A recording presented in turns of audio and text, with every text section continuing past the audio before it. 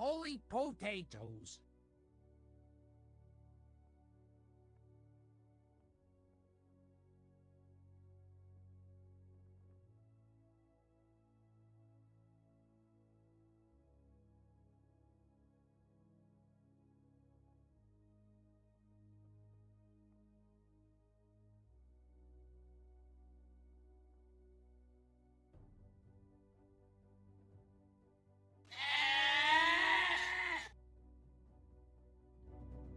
What's going on, everybody? How's it going?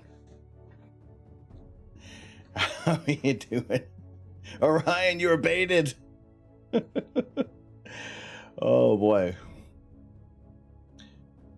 Coffee, you got the other dark stuff. Beer. What's going on, Lars? How you doing? Good to see you in here. Caleb, Astro Caleb, what's going on? Lux, sorry to hear about the time change like that. I mean, moving the clocks, that we should be done with that. There's no more, we have electricity. There's no more reason for daylight saving time. How many other countries have abolished it? How many don't need to use it anymore?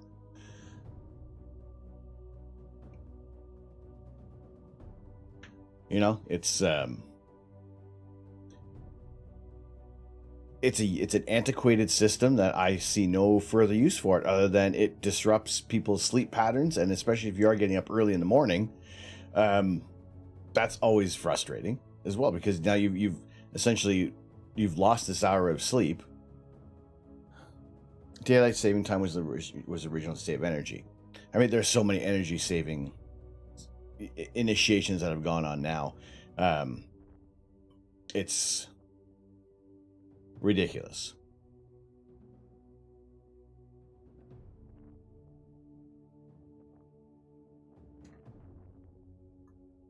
Oh, I hear...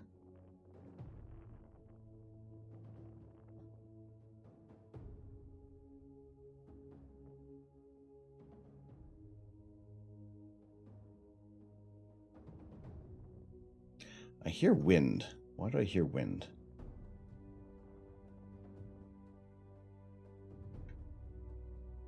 There we go. All right. That's reinstated.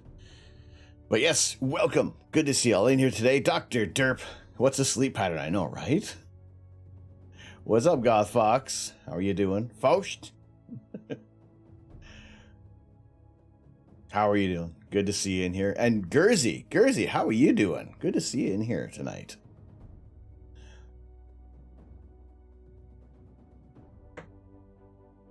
Nobody here wants the changes for time. It's useless. Forget about it.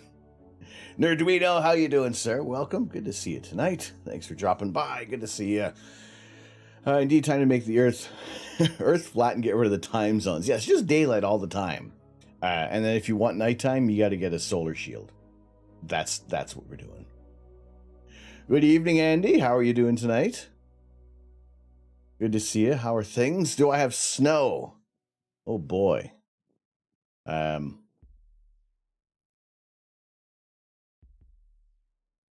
Yeah.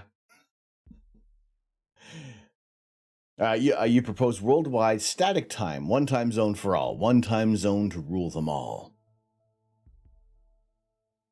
Or go to the underside of Earth. Oh yeah, and then you see all the great targets that way. Then we lose out on the North Star. And I see what it is. All the Australians want the underside.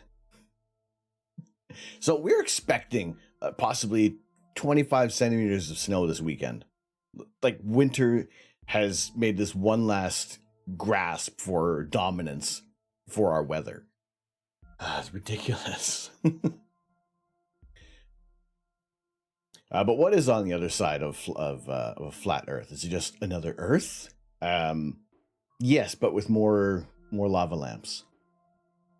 You were at 23 degrees Celsius yesterday. I will happily send along the cold to you, Caleb. We're sitting at -1. We are getting down to -20 degrees Celsius this weekend. Like it was that tiny little taste of spring. And that's it. Now everything is becoming frozen again. So yes, this is this is like winter 2.0, winter like 3.0 now at this point. Since the beginning of time, man has yearned to destroy the sun, or at least block it out and make sure that we can have some good imaging time with all this and no clouds. First star party next week, and it's raining. We've passed the equinox. I know, right? Let's get on to spring. Let's let all the frozen dog poo begin to thaw in peace. Wisconsin Lego Wiz, what's going on, Wiz? How you doing? Not frozen, but you had a light layer.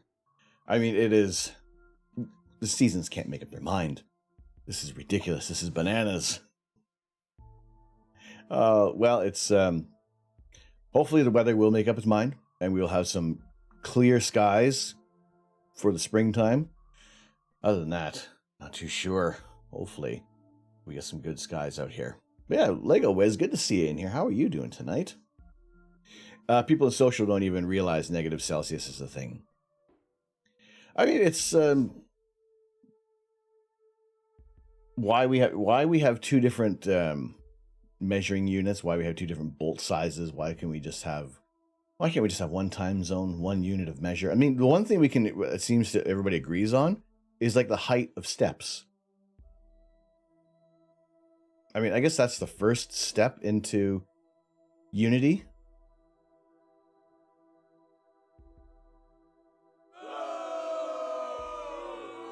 No? Nobody? Okay, fine. Okay, all right. Doing well, working on some Bricklink store things. Ooh, how's that going? What are you looking to build? I did one, not with Bricklink, but my first little independent purchase of Lego went really well, and I was very happy with it. And I wanted to put like a quick little video together, but it was for this. It was for this little thing. The miniature Home Alone house. That was like my only independent brick order that I've done. It took forever. It took months to get these bricks. It was bananas. It was only last year that you found out the Swedes had their own measurement for distance. What's their measurement? Quite literally called a Swedish mile. Is it more different than a country mile?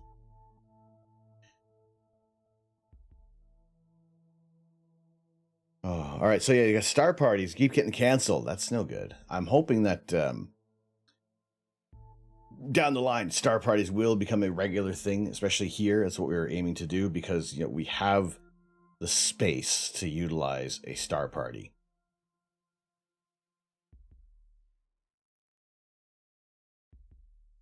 Kelvin for the win. What's up, Lone Mountain Knife? How you doing tonight? They also have their own version of stone for weight. What is that? Be honest, fool. A what? What's going on? How are you? Oh, hello, friend. Good to see you all in here tonight. For those who are new to the channel, welcome in. My name is Tom. I am the Astro Canuck. And usually we are taking live images of outer space. That's what we like to do here.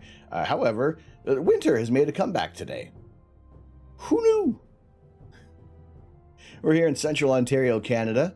This is our new digs. We just recently moved into this place back in September 2021 and just still getting used to everything here.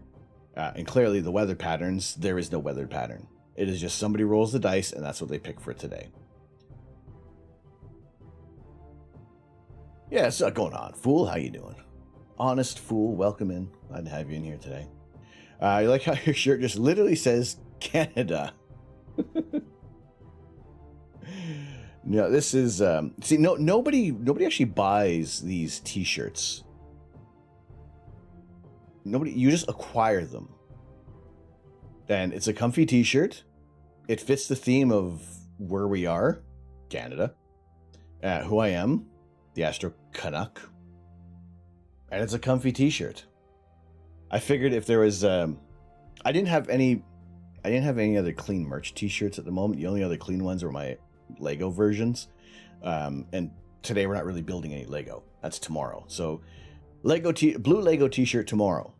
You heard it here. If I wear any other different t-shirt, I owe you 5 gifted subs.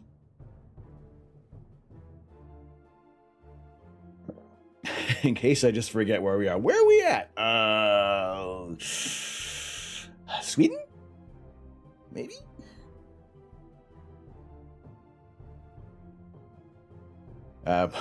Get Goth Fox when it says Las Vegas. Always in Vegas. Vegas, baby, Vegas. So yes, that first little set, I think that was really, it was a little fun build. It took, well, without people interrupting me in chat, it didn't take too long. It was probably maybe a 15-minute build to get this all together. And this is maybe as close as we got to the Home Alone house. And I like these micro builds. I thought it was really cool. There aren't any online instructions other than a video from what's his name? Tiago. Oh my gosh, his last name has skipped my mind.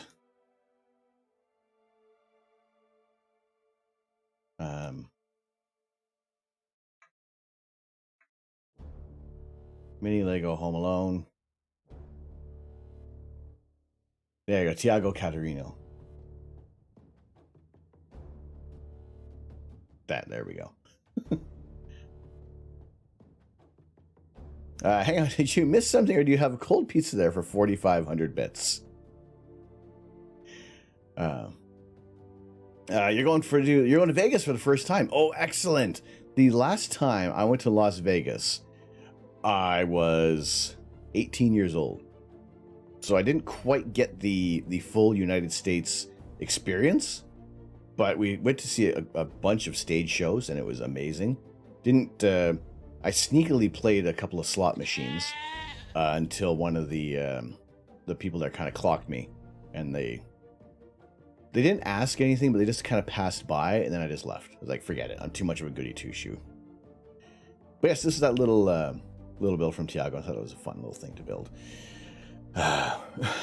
Vegas at 19, womp womp. I know. Yeah, 4,500 bits. This is that's just a total thing. Maybe there's something underneath this cold slice of pizza. Maybe there isn't. Maybe it is just a ploy for 4,500 bits, and I'll eat a slice of pizza. And it's not like a one-shot thing. It is just a total thing throughout the night, depending on how we go. If we meet it, great. If not, then I'll just pose a challenge another night. Come back to the States. I would love to go back to Vegas and check it out for everything that you can do there at a much more legal, I wouldn't say a much more mature age.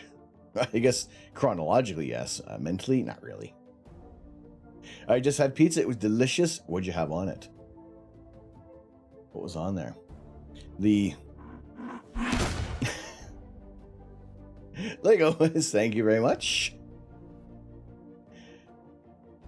Thank you very much. 4,000.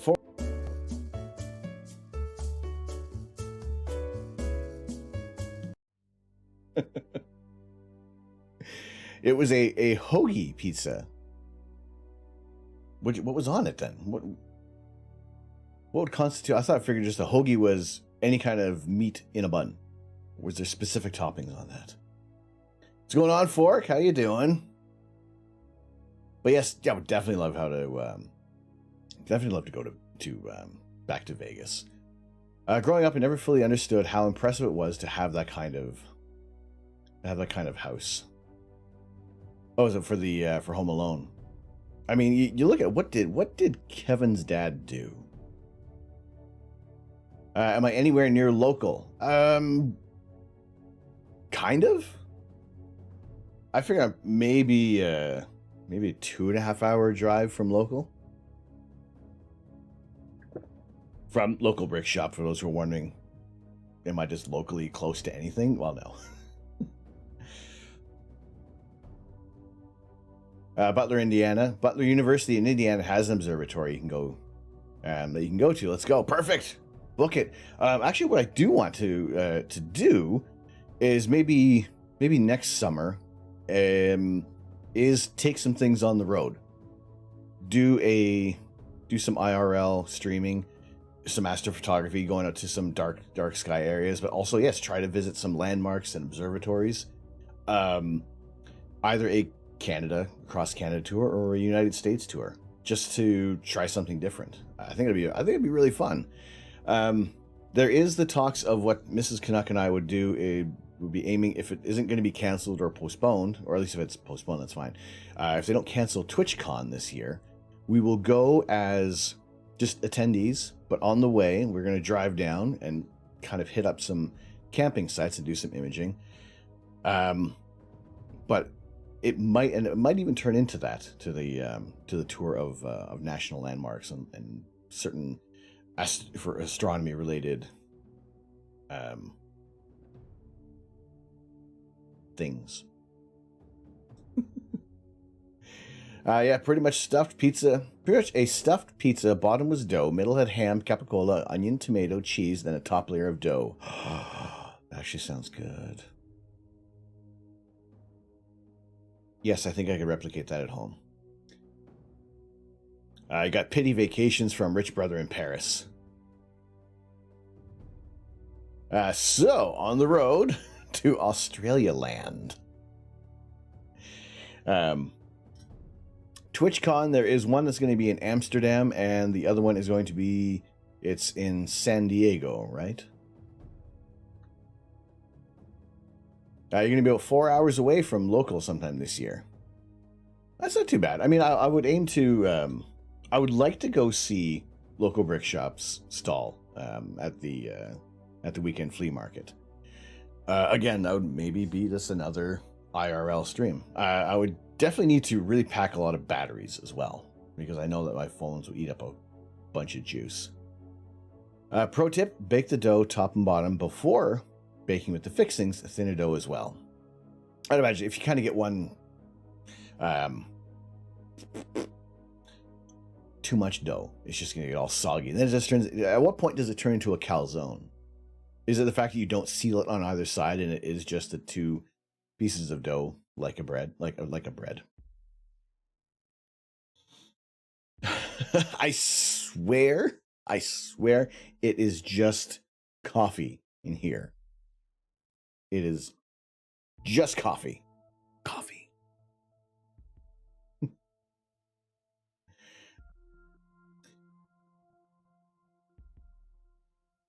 Except for one McAllister son. Oh, yes, for the Paris trip. If you make your way down through Pennsylvania, happy to give you a tour of your Astro Club's observatories. Dr. Derp, that would be amazing. That'd be, like I said, I will... Aside from me, you will all be the first to know of what plans are going to be. Otherwise, who else would we be sharing this with? You're not sure of the pizza laws. Okay, all right, fine. It's okay. We'll, as long as nobody is put out by this type of pizza, then I can't see how we're breaking any of the laws. San Diego and Amsterdam, you can only imagine why they picked those two locations. Not like those are two cities well known for their leaf smoking scene. It's a calzone when you mess up the stuffed pizza. Just like omelets will turn into scrambled eggs. I've had that happen. Oh, that's always frustrating.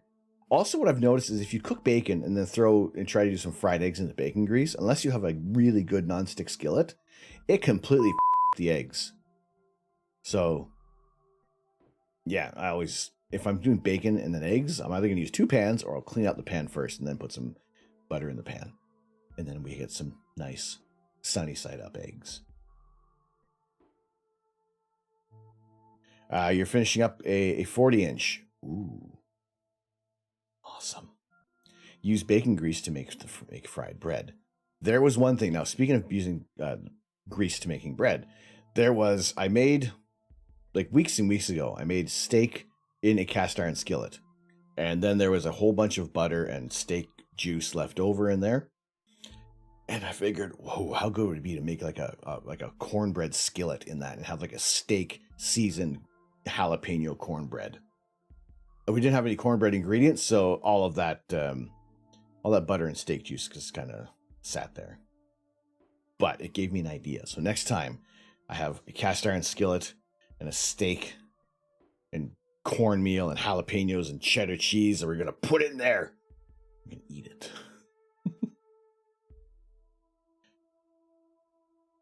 I believe you mean flavor country, the eggs. Welcome to Flavor Country. Would you get a vehicle mount LTE repeater for your remote road trip? Probably better connection reduces phone battery use. And by we, I mean we have nothing to do with it. It's way beyond me. Just fetch tools and coffee. But you know what? It is the collective we, and I think that is fantastic. Right. The internet. I already have that covered. I have this bad boy.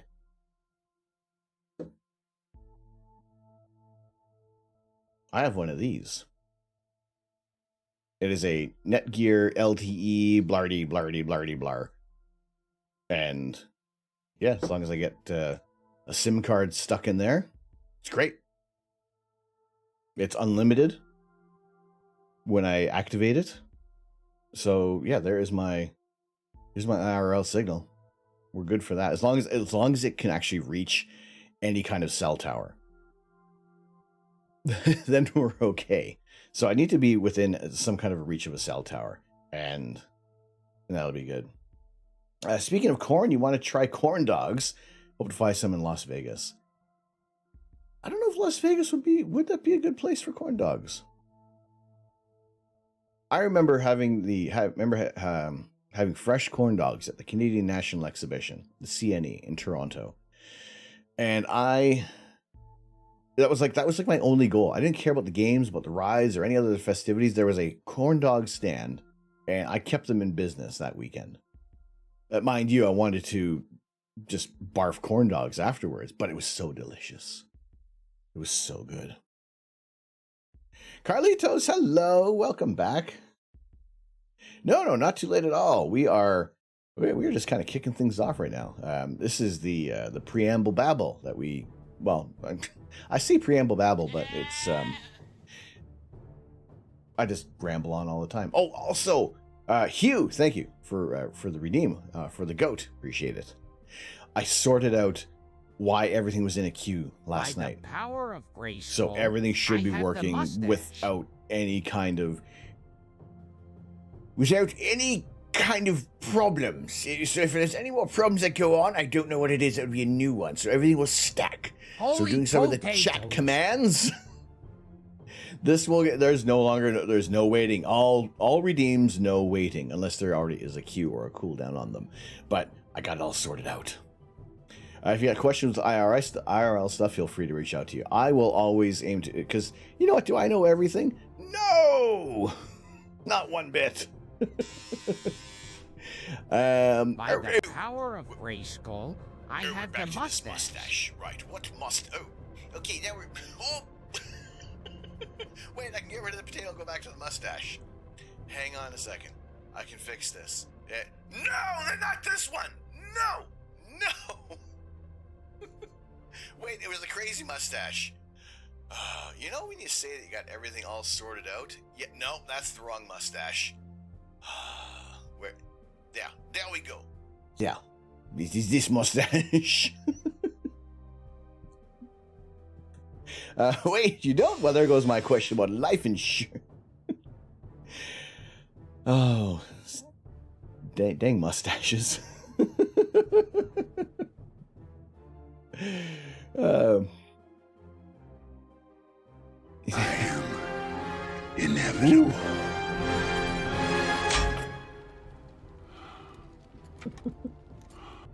If only the mustache would stack with the potato, that would be great. That'd be fantastic.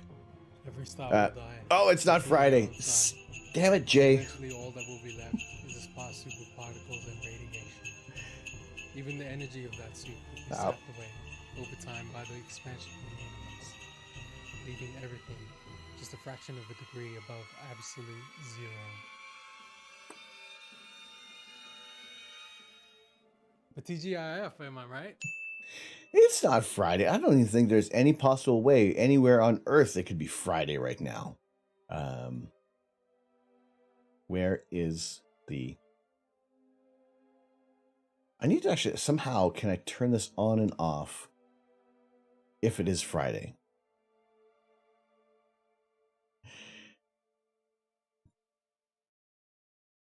TGIS. Anybody else say thank goodness it's Saturday? Has that ever happened? Oh, look, there's a red dot where my pointer should be. Click the screen so Astro knows what the heck you're looking at. But how are you doing, Hugh? Good to see you in here tonight. Yes, we do have, so if you're on the PC, you're wondering what this little red dot is on your screen, you are able to click anywhere on your screen. And most of the time, people just see there's already a default one on my nose. Remember the good old days of TGIF on primetime TV? Yes! You get what? You get Family Matters, Full House. What else was on there? It was fantastic. It was an awesome lineup for TV. Remember when TV used to be good? Not on PC, but that's where you would click anyway. Well, good to know that's where everybody's going. Yeah, who's this? Who's clicking here? Excuse me. Wait a second. Yeah, remember Saturday morning? All right, okay.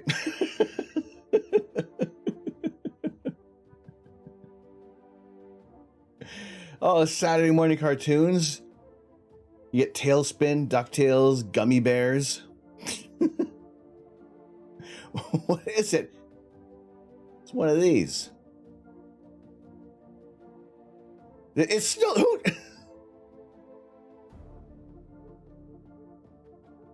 That's what they do. That's what it does.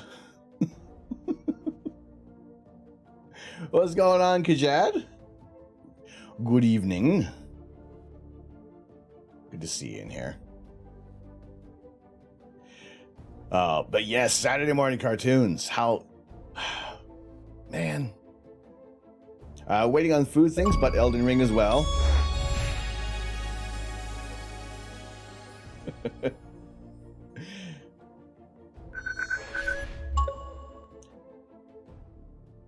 Huggin. Hello, Huggin. Welcome in. I just want to give you a hug. How you doing? Welcome. Thank you so much for the follow. Yes. Boom. Rare achievement, Orion. Excellent. Got your mug and stickers. Excellent. Lone Mountain Knife. Congrats. How do they... See, I haven't bought myself a mug yet. More like Hugin, sort of one of Odin's ravens. I like the hugs. I like hug. It's hug in. It's two ends. So it is like a hug motel. Wait. No.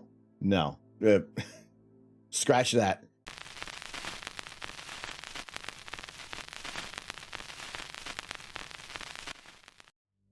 So, how about those mugs? It's Hugin from the Norse word Hugr. No, hang on a second.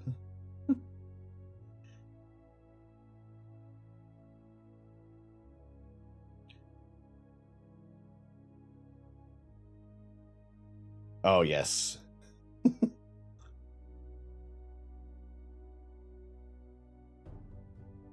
We need that. Well, the problem is that it'll block out. We're stuck with that dang cover over the place. Holy potatoes!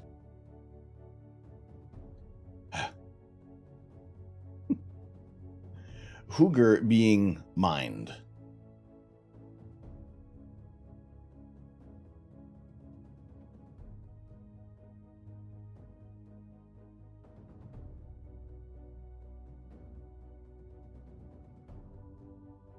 Maybe. Of course. Why would I argue? Why would I argue with chat?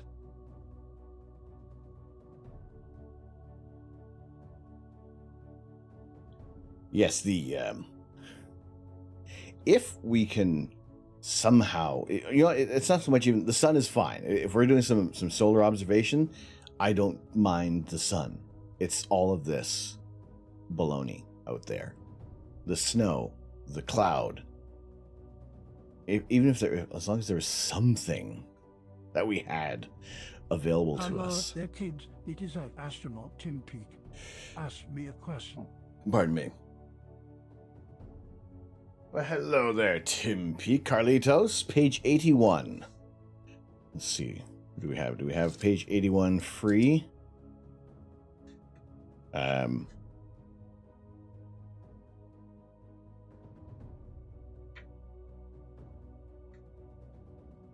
Yes, all right. So page 81, that'll go just back over to page 80. A bit of a three-part answer on this one. What exactly is the International Space Station? Speaking of the sun, I sent your name when NASA was taking them to be put on the Parker Solar Probe. Excellent. All right. Now, welcome. Is it Hugin? Hug-in? How? Who is right here? Who is right about your name? Is it me or chat? It's probably chat. Welcome in. Good to see you in here. I believe I did put the Astro Canuck name on the Artemis 1 for the Orion capsule, so it would go out into space. But that's cool. Zintas, like the raven from Norse mythology. All right, it seems that everybody else is about Norse mythology. I just want a hug. All right, fine. We'll stick with the Norse mythology. Dang. All right, fine. Good.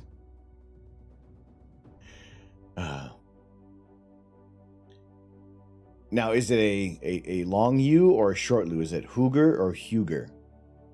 Is it oo or you? We'll get to the bottom of this. Because if I mess up a Twitch name, then I will mess up every other pronunciation that can exist. So the question from Tim Peaks Asking Astronauts for Carlitos. What exactly is the International Space Station? Quick answer, the largest and most sophisticated spacecraft in history, a cutting-edge science laboratory, a home in space for astronauts. Long U. Ooh, Hoogan. All right, welcome in. Hello, Hoogan. Hello, Alex. How you doing? If you want to prepare for dark site campsites,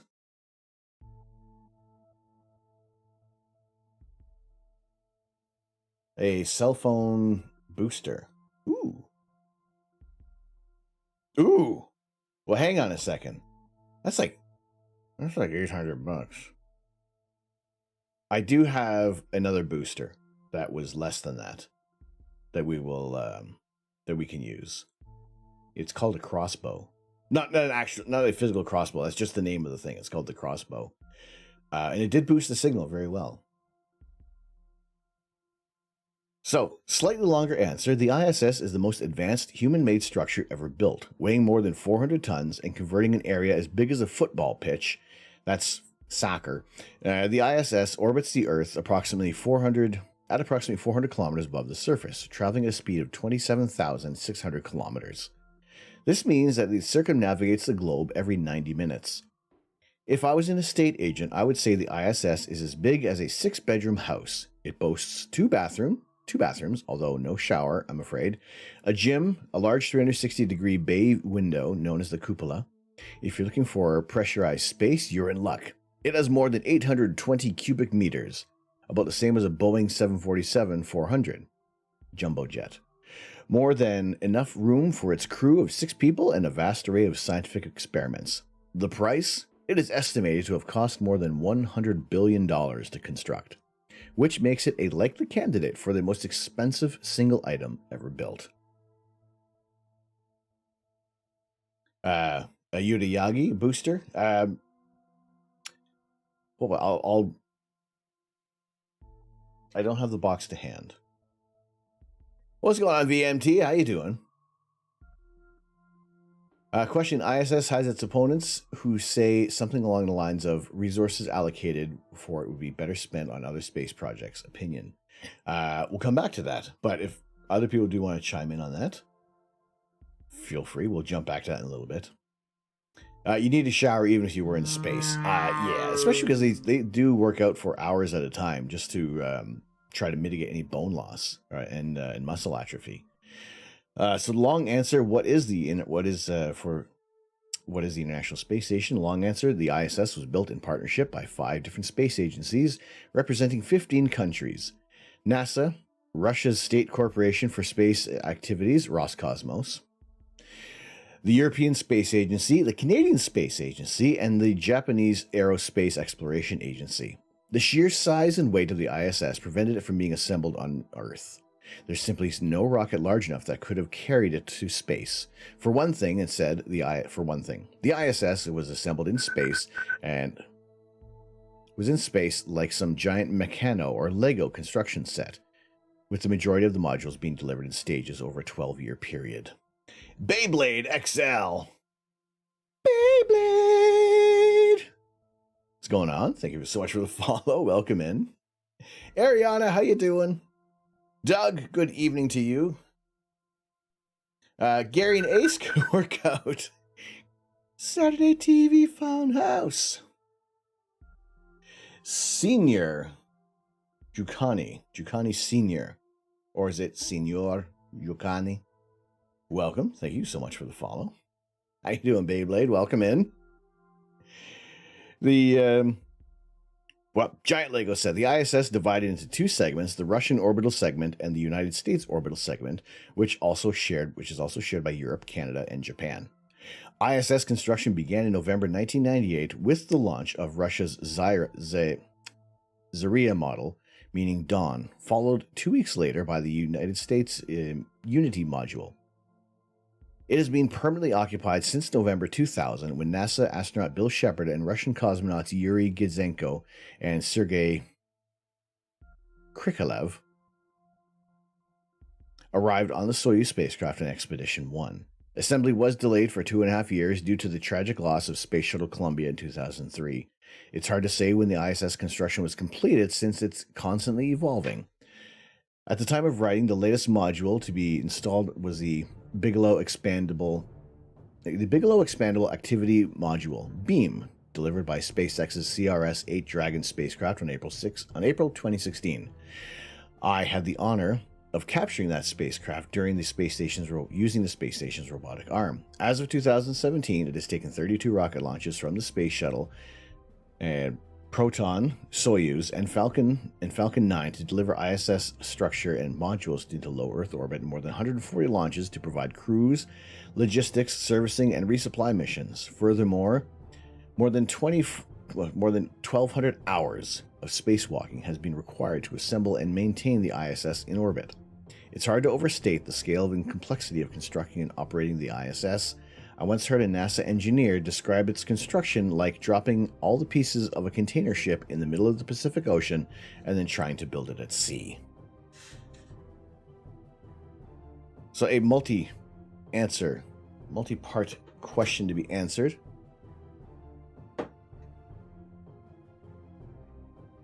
And I appreciate that, Carlitos. So for page 81,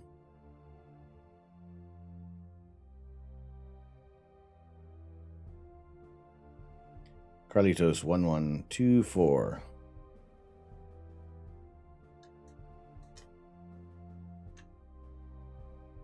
In goes your name for all time, or until the book is engulfed by the sun in a few 100 million years.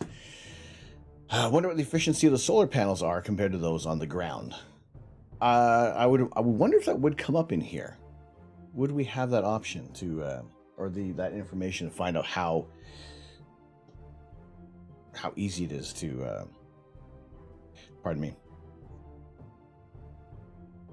how easy it is to convert that energy. It's very fitting you've been looking into a lot of what space stations will look like after the ISS gets decommissioned.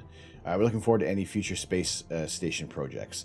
Right now, I'm very curious to how, because they managed to extend the lifetime of Hubble, how can they utilize extending the time of the space station? On the ISS, astronauts do not shower, but rather use liquid soap, water, and rinseless shampoo. They squeeze liquid soap and water from pouches onto their skin. They use rinseless soap with a little water to clean their hair. And they use towels to wipe off the excess water.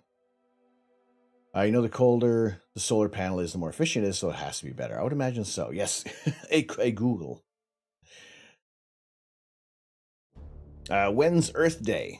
We will be, for Eastern Daylight Time, we will be participating in that starting at 8:30 p.m. So if it's like 8:35 and all the lights are still on,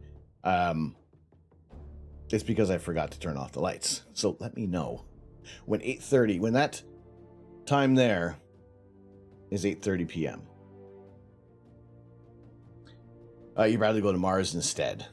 I would say Mars is inherently way more dangerous. However, it is that much more exciting than just kind of orbiting the Earth in a low Earth orbit.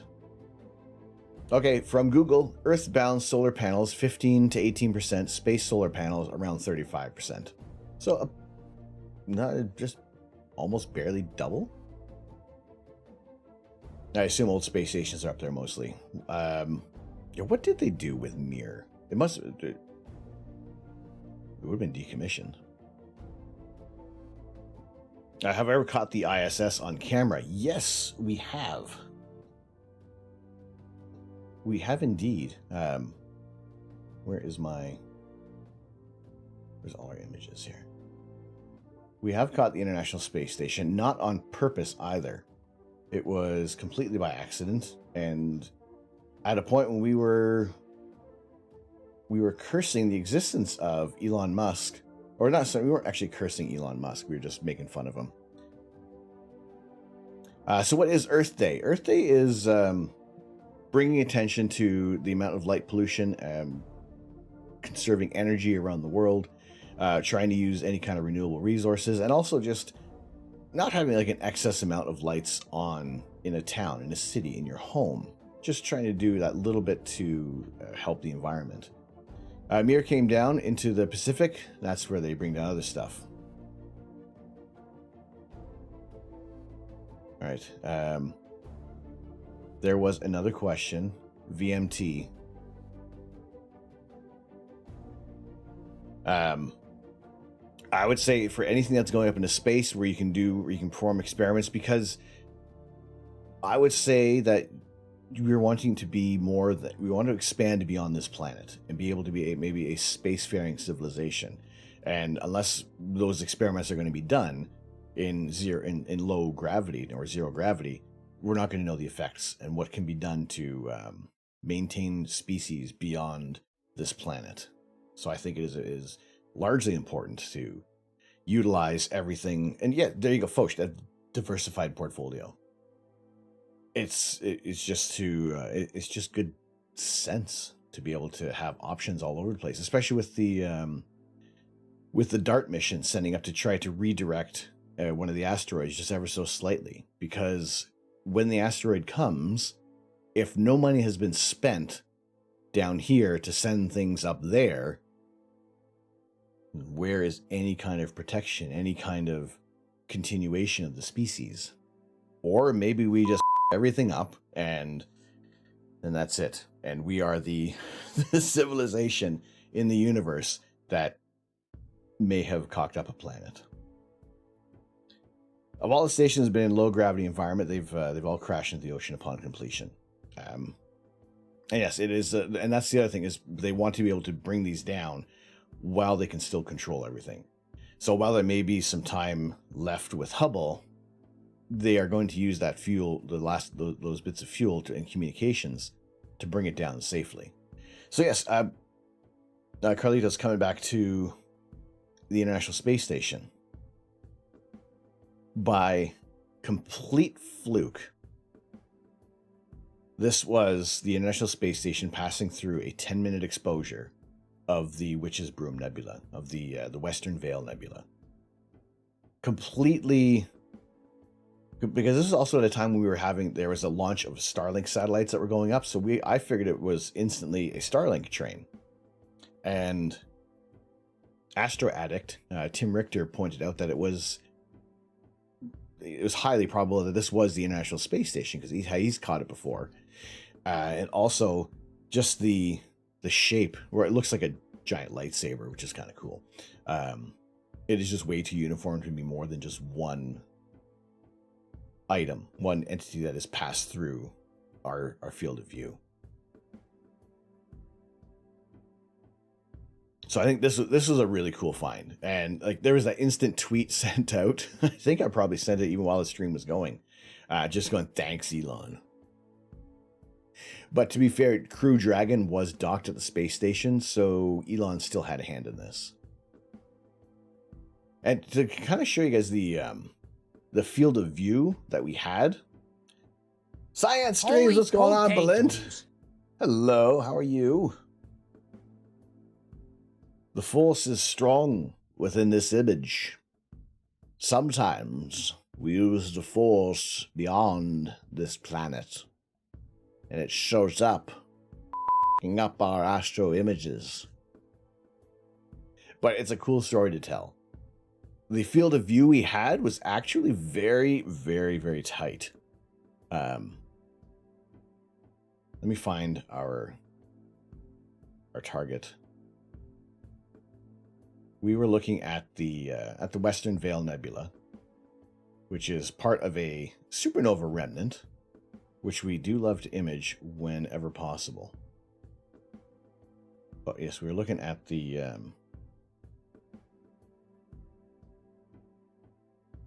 we're looking at this area here, the Western Veil Nebula, and our camera, this square box, this was our field of view.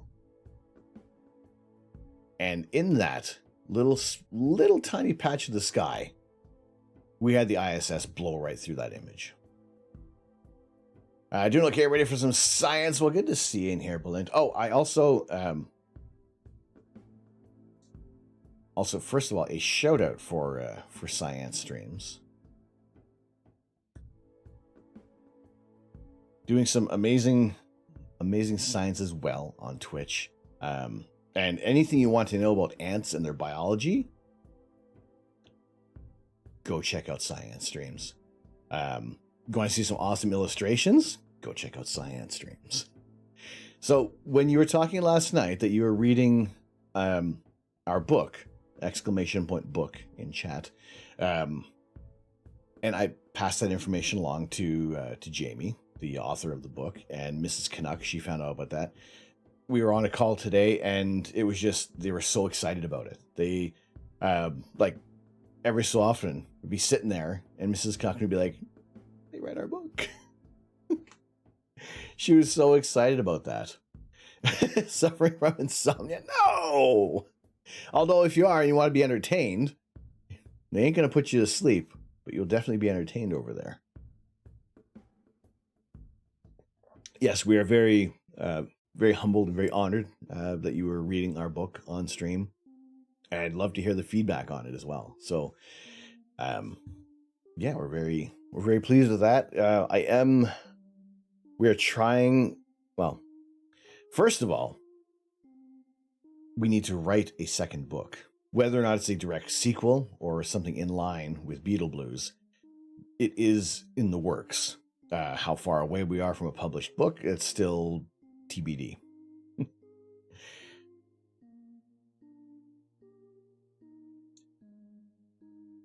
I'd love to mail one to get it signed. I read that tweet as well. We will discuss something about that. We will be happy to get that out there. The author lives in the UK, so I think that we would need to get him to get a book, and then he send it out to me, and then we can send it out to you. Be more than happy to do that.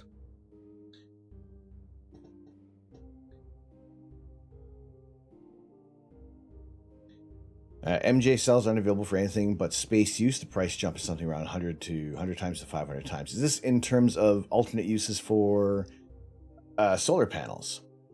Skylab's deorbit was a natural slow fall and it could not be boosted back into position, so it slammed into the atmosphere and scattered debris over the Indian Ocean and Western Australia. Did anybody collect any pieces of Skylab?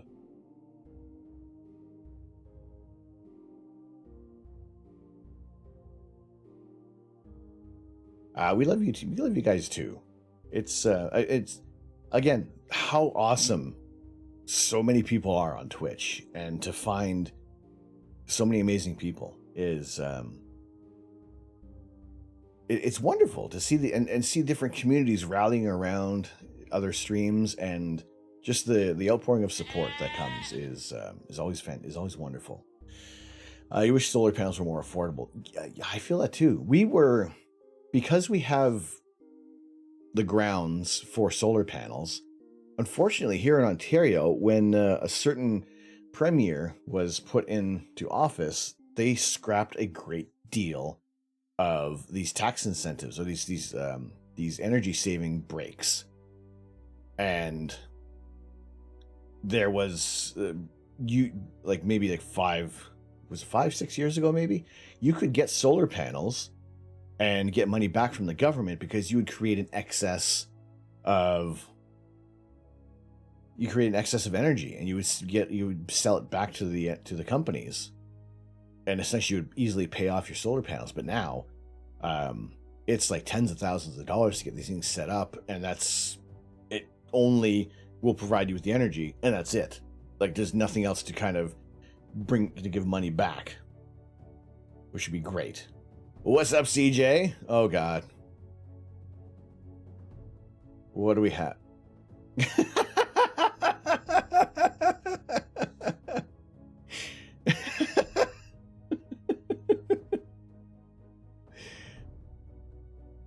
Even the potato. Oh. Dang it.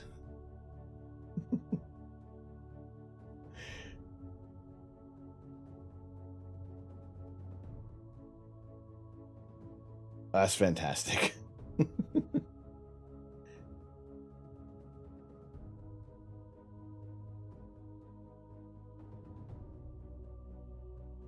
Going back. No worries. No worries. If you're lurking, that's all good. That's all good. Appreciate you, CJ. Narrower spectrum, not wavelength. Brain fart. Compared against your typical single junction narrower wavelength, narrower spectrum panels, even then you think Panasonic is pushing like 23 to 25% efficiency. Your new game trailers are, yes, if you want to go check out one of the check out a new game from CJ Laufeyson. It took months to dead. It's so tired. But do you feel it is it's well worth it? Get some sleep, but a job well done on that.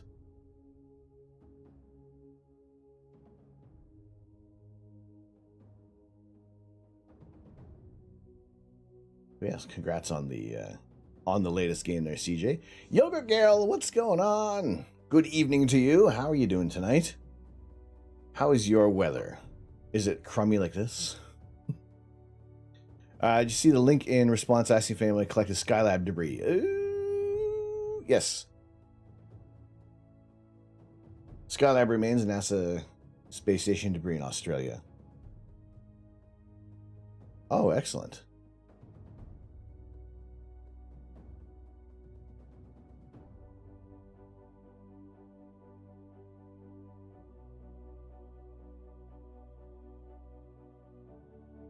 That's really cool. Well, as long as nobody was hurt during that. No, you can later space. Self Fluff, how you doing? Good evening to you as well.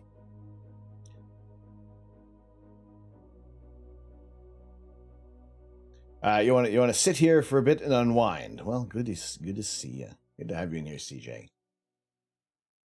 It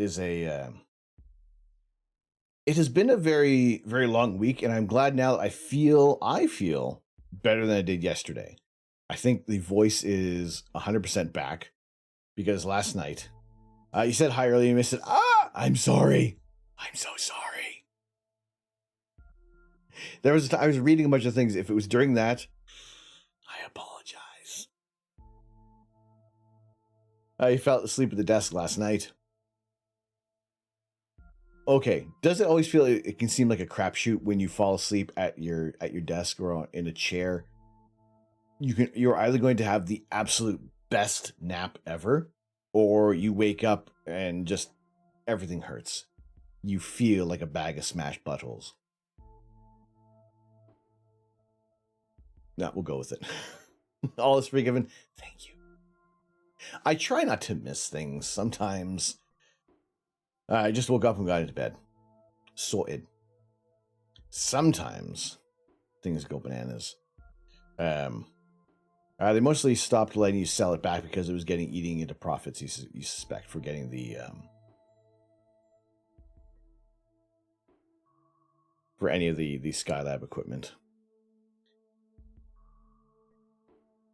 Let's see, what else did I miss something else? Won't be buying those to power your future house for any kind of those cells, all right? They mostly stopped letting you sell it back. Profits compared against, yes, that there. Okay, good. There are tax breaks and incentives here, but it's still pretty costly. And it's a little frustrating. I really don't like the California thing of mandating their use, but with the energy so established, it might take something else like that. Your desk here used to go all the way back and basically be flat. Sometimes you just do that and take your sleep at your desk. I think this chair does it, but I often opt to keep it as straight backed as possible. Improve, or not improve, but just maintain better posture. You have a solution to the energy crisis. If it has anything to do with butts, I guess we're all for it, CJ. Skylab was the predecessor to the International Space Station and the Mir Space Station. So with all these structures orbiting the Earth, obviously you need the place to house your to house the astronauts, house the experiments. And as technology changes, sometimes it's just going to end up being that the project that has been built is just not going to be upgradable anymore. So, were there any other space stations or just those three? There is China, the Japanese JAXA they have a space station that's orbiting as well.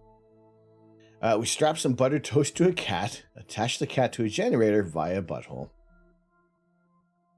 And counterbalance the buttered side with trying to land the cat facing up, and we will create the unlimited power.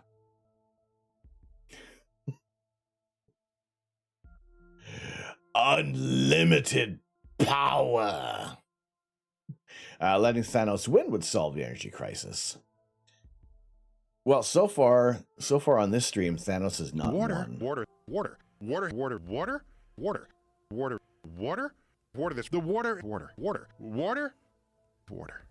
Our topologist is concerned with how many holes does the butthole have. Wait, how many? Wait.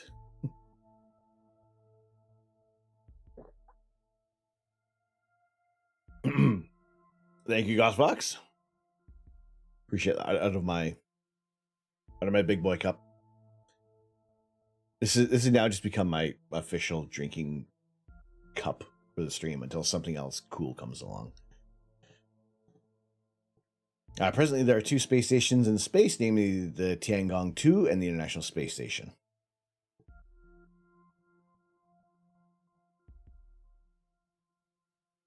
Since 1971, 12 space stations launched into a low orbit around Earth and have been occupied for varying lengths of time. Where's the diagram? Oh, perfect.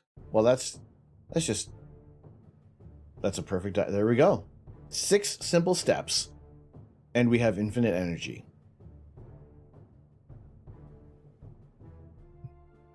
Can I get a time check? Is it beer o'clock yet? I mean, it's got to be 11 o'clock somewhere on Earth.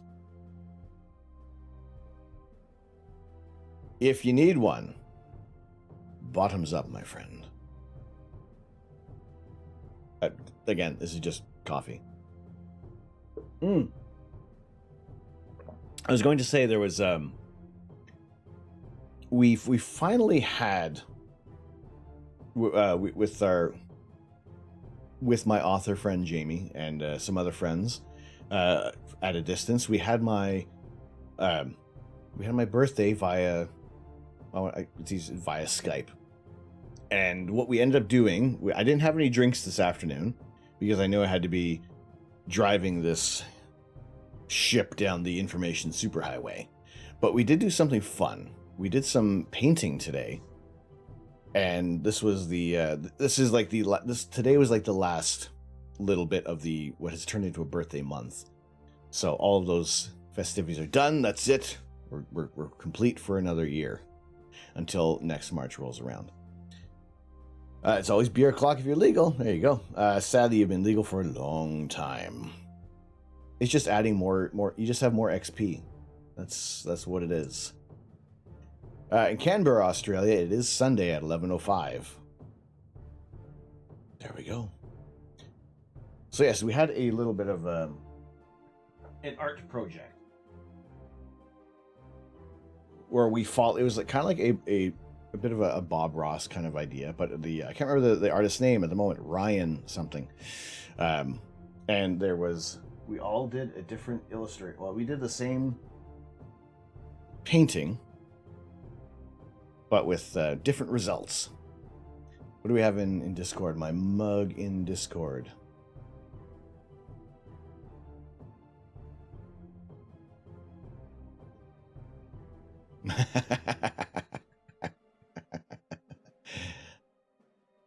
I must say.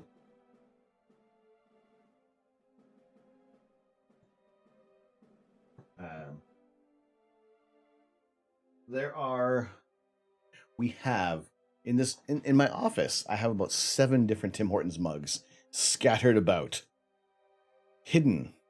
Some are behind me. Some I use regularly. we got it. We got it covered. So we did some painting today, and these were the results. And I gotta say, I'm pretty pleased with them.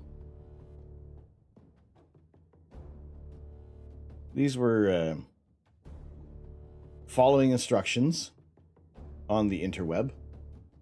This one here was Mrs. Canucks. I really love the blending that she did. Like, she got it bang on. So that was fun. And we tried to do it much quicker than we had in the past. This one was mine. I still didn't finish. And I didn't like my blending so much. It was kind of abrupt. However, I feel that I nailed the stars more than everybody else who participated. But it was fun, and I rarely use acrylic paint. So, you know, it was kind of a... It looks nice on the smaller camera. It looks nice down here. You know, as long as we're not focusing too much on that. But it was fun to... I think we did this all in about maybe 3 hours. So this was... CJ. All right. But no, this was fun. We've done this one time on a previous birthday, like 3 years ago. And it's almost become a bit of a tradition to do a painting on the birthday. So like I said, I liked Mrs. Canucks blending more.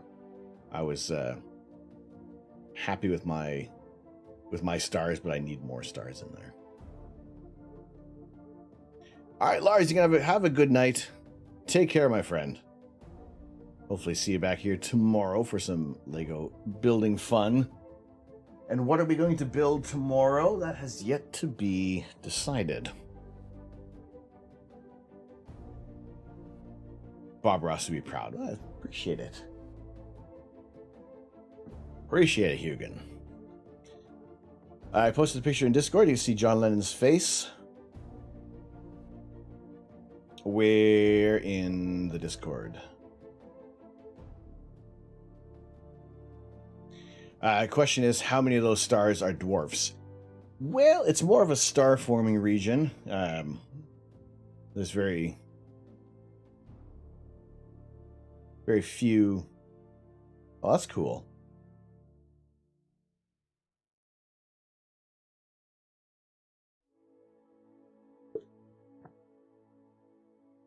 These very newborn stars. I like mosaics like that. I always think that's really cool.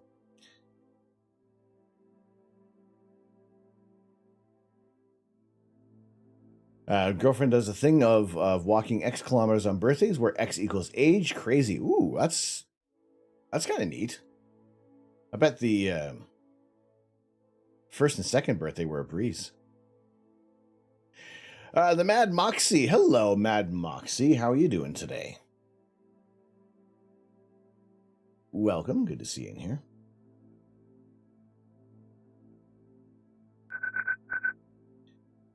You have a question and a follow-up. All right, let's have it. And also, thank you very much for the follow. Welcome into the observatory. How many star systems are like our own with planets revolving around one star?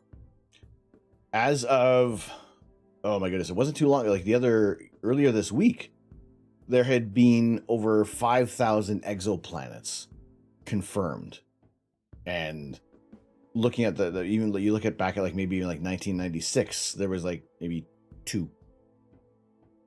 It's amazing how many exoplanets have been discovered. Which, how many are closer to habitable life? Fewer than the 5,000, but there's still a possibility of some of those planets being within the in the habitable zone. You got thinking, how does electricity work? Does it just store up in lines like fuel, or does it just travel faster than sound? And if so, why doesn't it make a sound? Well, you hear it's making a sound when it'll arc. But as far beyond that, my expertise don't quite lie within that. And why don't we use ion engines?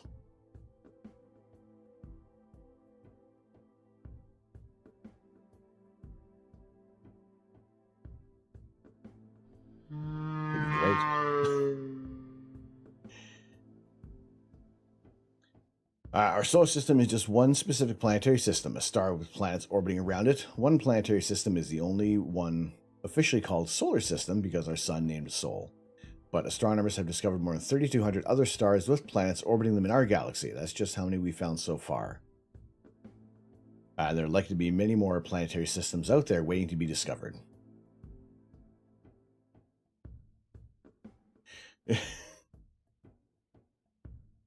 Damn it to hell. Damn it all to hell. Well,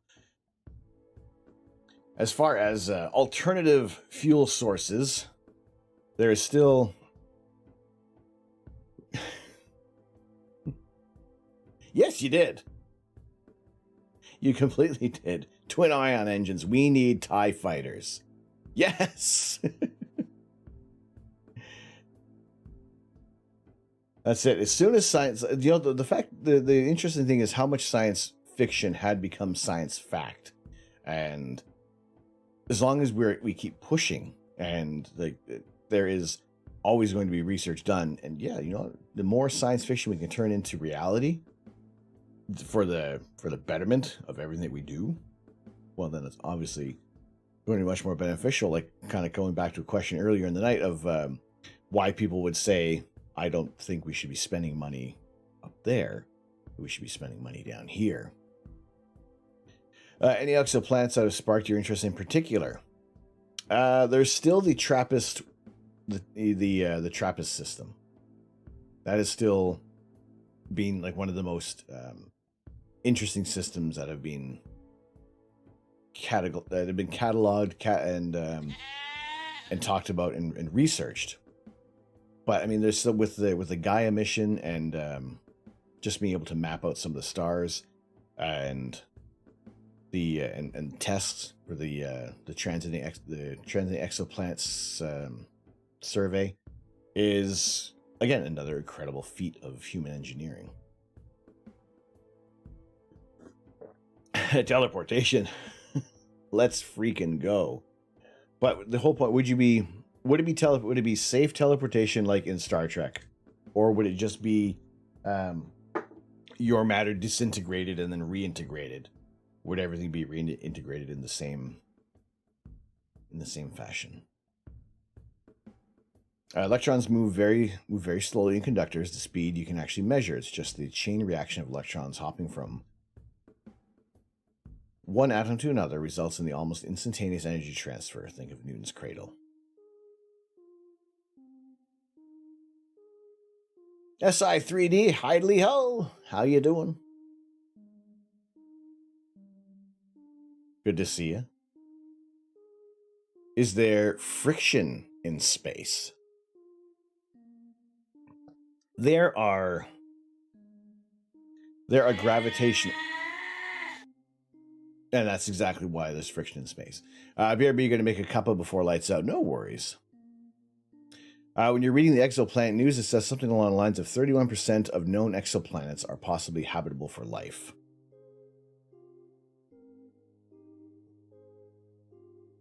You think you prefer Star Trek's version for it? Seems safe at least. Yes, don't look at anything that's done on Spaceball 1. Just walk. It's much easier. They're just trying to figure out why we can't go further faster. It is the limitations of energy that we can have output from what is being sent up there. Like the Voyager 1 and 2 are one of the farthest man-made objects that have traveled beyond our the bubble of our solar system, traveling through interstellar space. But it has taken a long time. And that's just utilizing a lot of the gravity system of the planets. As far as alternative energy sources, it's still like I am by no means am I a rocket surgeon. I have an interest in rocket science, but still more leaning toward more of the more towards astronomy, space, and the stars and their chemical compositions. Wormholes would be too costly, both monetarily and energy-wise. Both monetary and energy-wise. Now, wouldn't a wormhole collapse once you would pass through it, so it is only a one-way, like theoretically just a one-way system. But there is nowhere out in space where where gravity is reduced to zero. Gravity is always going to be a force pulling in one direction or another. Why can't we use electricity or principle of electricity to go faster, further? If you can start to travel at one, you can start to accelerate your spaceship to 1G, you can start to reach speeds close to, you can start approaching the speed of light. But again, it's still a lot of the hypothetical systems that are out there.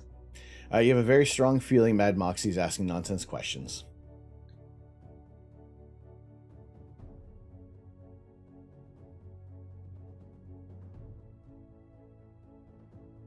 You know what? We're always open to we're open to everything here, and whether or not, no, we're good. We are these. If anything, it is testing how much I need to expand my knowledge base. What's going on, Uncle Bill? But for the most part, I love taking images of outer space because, well, here's our weather right now. We are not taking any images of outer space tonight. Well, good to have you in here, Uncle Bill. How are you doing tonight? But capturing something like this, capturing the International Space Station, is what we like to do. We also have to find a way to keep that spaceship from getting ripped apart traveling that fast. And that's just it's our limitations of physics right now, of what can be possible. Because once you start traveling at speeds towards the speed of light, you're eventually just going to become a particle. You're not going to be, your mass is going to increase. You're not going to keep your same composition as you would have on Earth. Someone mentioned physics? Yes, join us. What's the weird Canadian up to today? All sorts of shit today. Did you crash your Discord client? Purple dot status went away a few minutes ago.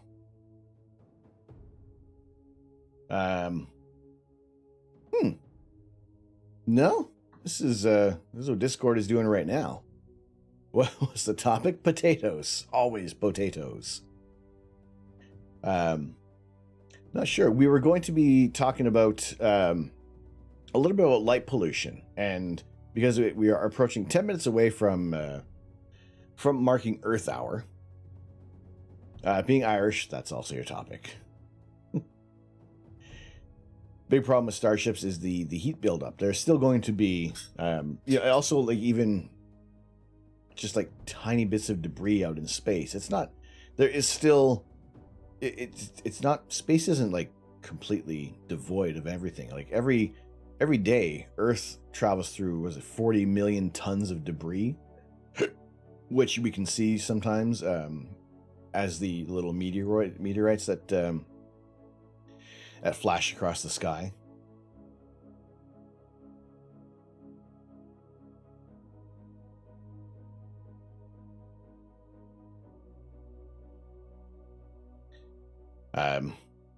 You're crazy, and yes, nonsensical questions to you become your mind works in a chaotic way. Mayhap from my chaotic nonsensical questions, someone can find a better answer to their own questions. I gotta say, I didn't feel you would be completely taking the mickey on this one. They're decent questions. Maybe yes, a little above my pay grade, but no, it's. Hello there, kids. It is an astronaut, Tim Peake. I think it's all good. Just Discord being twitchy, I guess. Twitch being Twitch. Iceberg said, y'all can't just have nothing.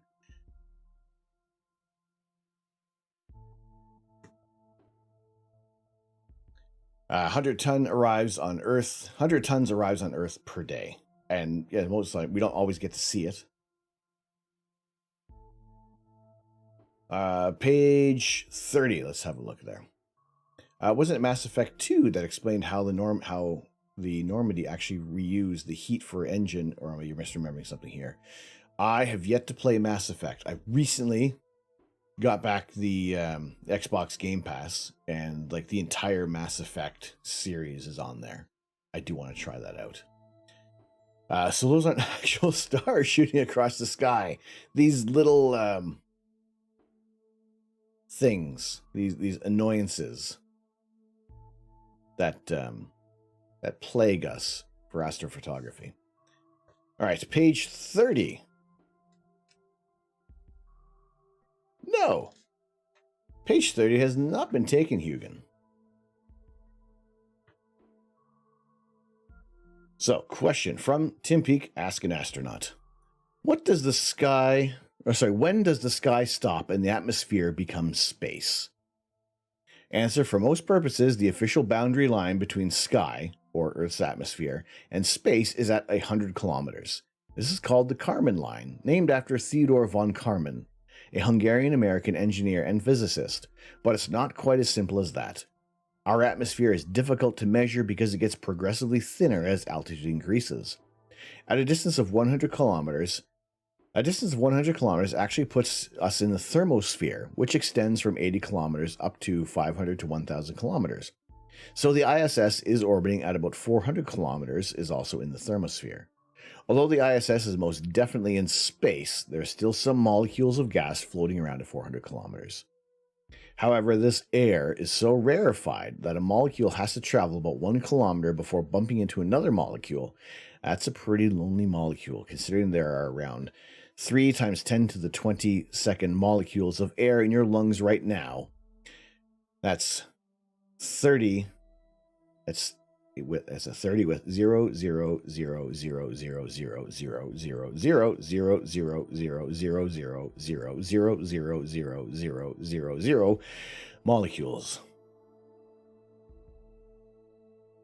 But the effects of this sparse atmosphere is still enough to create a small amount of drag on the ISS and cause its orbit to slowly decay, on average by 2 kilometers every month. This is why the ISS needs to have an occasional reboost to raise its orbit and prevent it falling back down to Earth. 0. You want to play Mass Effect again? I want to play. See, here's the thing. I get to play Mass Effect for the first time, and I hope that makes you. I was gonna say, I hope that makes you excited. No, I hope that makes. Fine. Hopefully, my not playing Mass Effect gets you excited. That you have the excitement for realizing that I would experience Mass Effect for the first time, and you know what's coming. Damn it. All right, other satellites, such as the Hubble Space Telescope, up at around 560 kilometers, are also experiencing this atmospheric drag and are slowly dropping back down to Earth. The ISS is also traveling through the ionosphere, which extends throughout the thermosphere and beyond to the exosphere.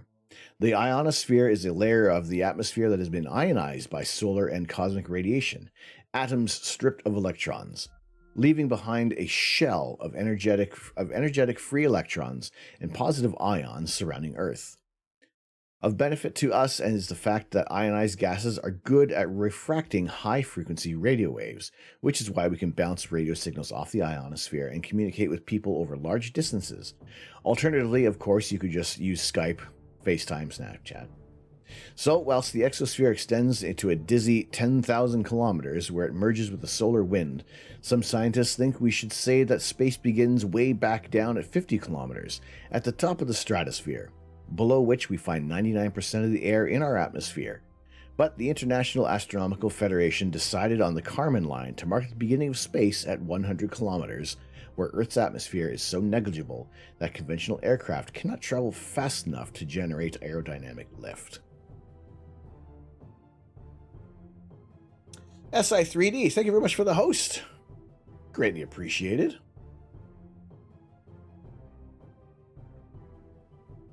Electrons have mass, so firing them at an object would damage or destroy it. If you fire electrons out the back of a craft, could provide motion or the forward momentum that would be minimal. Check ion propulsion. Seeing someone play Mass Effect for the first time is always a joy to see their excitement for how dang good a game it is. Now, see that's space-based. For, like I said, for Tuesday, we are going to be introducing a new streaming day, and it can consist of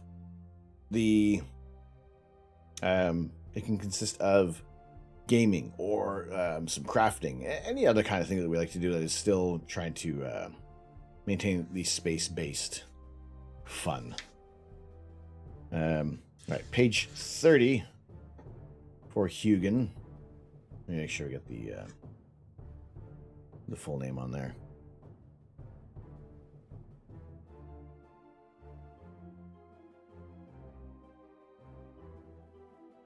Hugin 9129. The worst way to write a 9 I have ever done. There you go. Immortalized in the book for all time until such as the book like explodes or burns or spontaneously combusts. I don't know. But thank you very much for the redeem. Will you be going to the Xbox Connect cam in 3 minutes? Ooh, that's even better. Although no, because if I do that, if I go over to the no, that's not it. I thought I had a button for it. If I go over to the Connect, you don't know if I've turned off the lights or not. You can't tell if the lights are on or off because it is the infrared camera. So I will have minimal amounts of lights on in here. So you can actually see what we're doing. Fair warning, play Mass Effect even with no backseating, no spoilers, first time tag. You will get at least 5 randos hopping into the stream to tell you how to play the game. That's well cool. And it is genuine infrared because you can like see my you can see my veins through there. All right, well, let's turn off these lights. Let's turn off this light.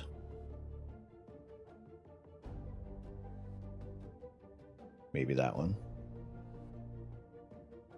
Do we leave it just like this? A little bit of a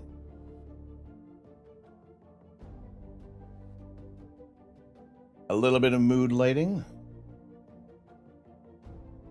or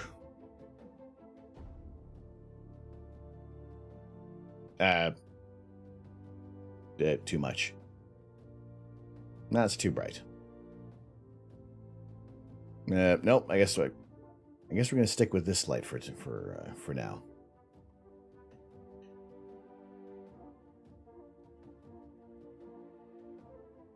So we want to talk about what is Earth Hour, a worldwide movement organized by the World Wildlife Fund. The event is held annually, encouraging individuals, communities, and businesses to turn off non-essential electric lights for 1 hour.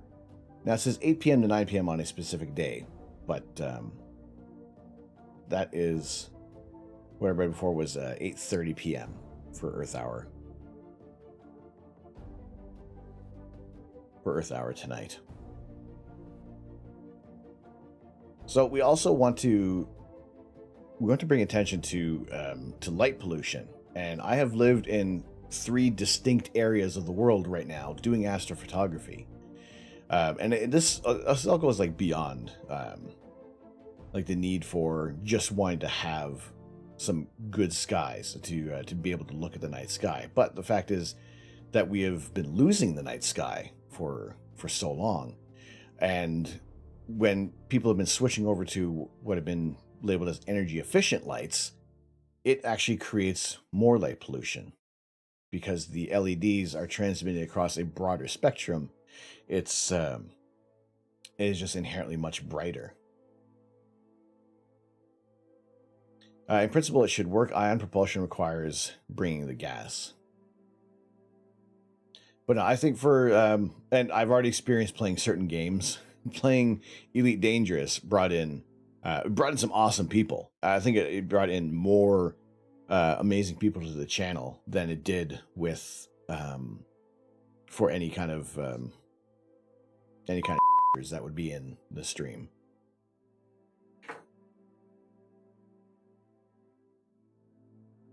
So I think just knowing, like, I don't know how, for the most part, oh.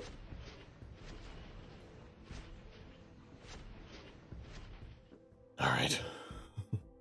Elite Dangerous has a pretty good community. It does. It's really cool. And also, you know, I do not mind backseating on Elite Dangerous because I have no clue what I'm doing, as illustrated by some clips. You agree with that statement? Towns seem to have been brighter at night, times from a distance since the conversion to LED lights. And there are some other towns, like in Arizona near the Kitt Peak Observatory, that they maintain the low pressure sodium lights because that is so much more easily subtracted from telescope data rather than LEDs. I've always wanted to fly the Millennium Falcon. Now, there's also, can you fly that in like Star Wars Squadrons? Or just want to like legitimately fly the we have this little one. We have this little Millennium Falcon. And Han Solo holding a little balloon dog.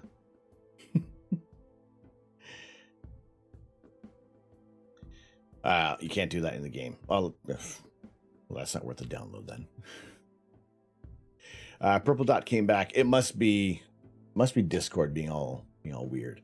What is backseating? Where I am driving the game, but everybody else behind, chat as it would be, is just saying, do this, do that. Here, you gotta go here, you gotta go here. Some people don't mind it. Other people want to try to experience the game for themselves, which I think it can be difficult. It is inherently more difficult to try to play a game, but just also enjoy it, but also not ignore your chat.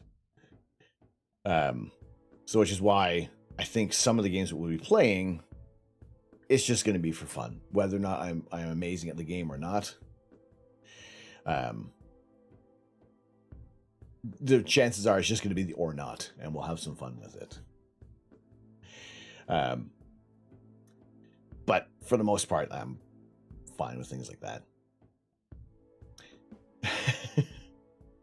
What's going on, Ma? We out of hydro? We are not. We are observing Earth Hour, turning our lights off for 1 hour.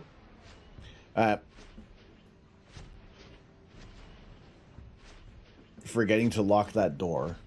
These things keep flying in. Turning our lights off, reducing any kind of energy consumption as much as possible, and just helping out the movement of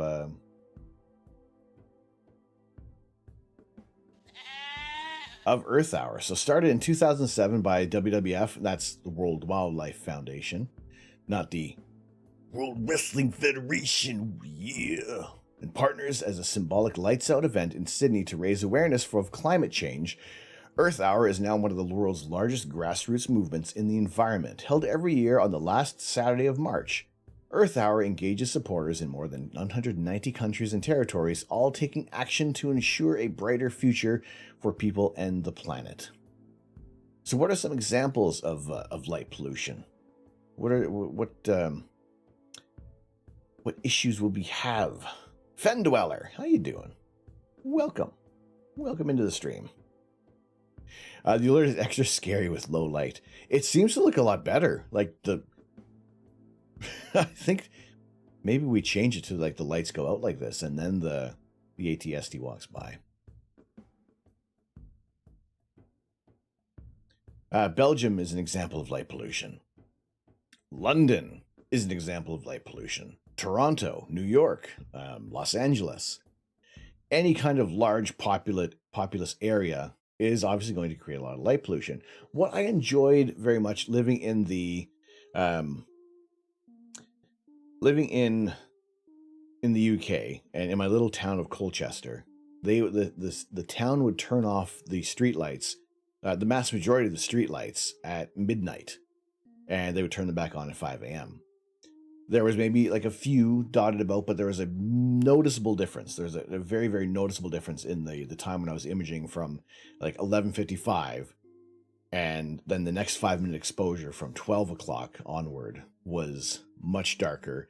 You could see a little bit more stars, and there was just that less washed out image. North Korea is really bad for light pollution. What light pollution? Las Vegas is the epitome of light pollution. You can't even see a full moon in Las Vegas.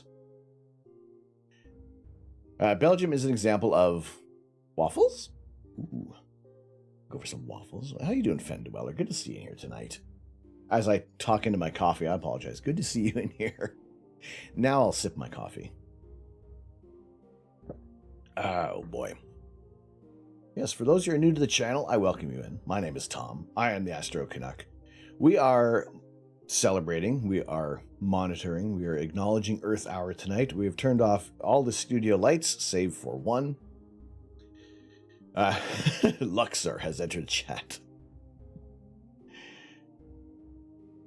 You can see the moon and planets only. It would be interesting. I would really like to be in a Bortle 1 area to see how much like Venus and Jupiter can actually impact your night vision, your dark adapted eyes. Tough there to get a dark sky, by the way. So good. It is. I've lived in larger cities where I've been in a Bortle 8 for the. Just what is the Bortle Scale? The Bortle Scale measures light pollution. It was created in 2001 by John E. Bortle, and it was published in Sky and Telescope magazine. Its goal was to help amateur astronomers get a better understanding of the darkness in a particular observing site. It uses practical celestial observations to estimate the overall brightness of the sky. 9 being the absolute highest level, and just you're only going to see a very, very small amount of stars. The entire sky will be brightly lit. Stars make up familiar constellations. Most of them are going to be invisible. You're not going to see a great deal of the constellations. A great example that Astro Backyard has used and shared on his website from the lowest amount of light pollution in a Bortle 1, looking at the same target of Orion, and 8 onward, you're just going to get everything all washed out. According to the Center for Biological Diversity in Tucson, Arizona, in 2018, the worst city in the world for light pollution is St. Petersburg, Russia, where the artificial lighting is 8.1 times brighter than the global urban average.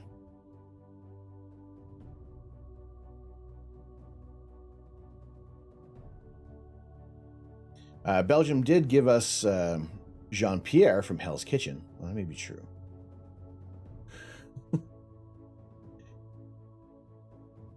Then again, you don't have a telescope now. Also the important thing is just being able to look up at the night sky and being able to see some of these the constellations. Like where I used to live in, I was in a Bortle 8, so you could almost see, ignoring like Soph and Bellatrix, I recognized Orion only by Betelgeuse, Rigel, Alnitak, Alnilam, and Mintaka. The Orion Nebula didn't even register to me. So I thought that's all that the Orion constellation were these 5 stars, living in a highly light polluted area for so long. When I moved to the United Kingdom, I lived in a Bortle 5, kind of maybe a 6. It was because they had recently started to install LED lights for the street lamps, and they were ridiculously bright. So I would safely say I jumped from a 5 to a 6. And yes, it was realizing the whole structure of Orion was much more impressive, much more majestic in the night sky. And now where we're living here, in the snow central capital of Ontario, Casper, Wyoming has level 1 skies. Then off to Casper, Wyoming we go. What's going on, Kieran? How you doing? Good evening to you. Welcome. Good to see you in here. A friend of yours lives in Armenia, and he has a spot where you can see Milky Way core with the naked eye. It is, again, there's being fortunate here to be in a very low light polluted area that we can see,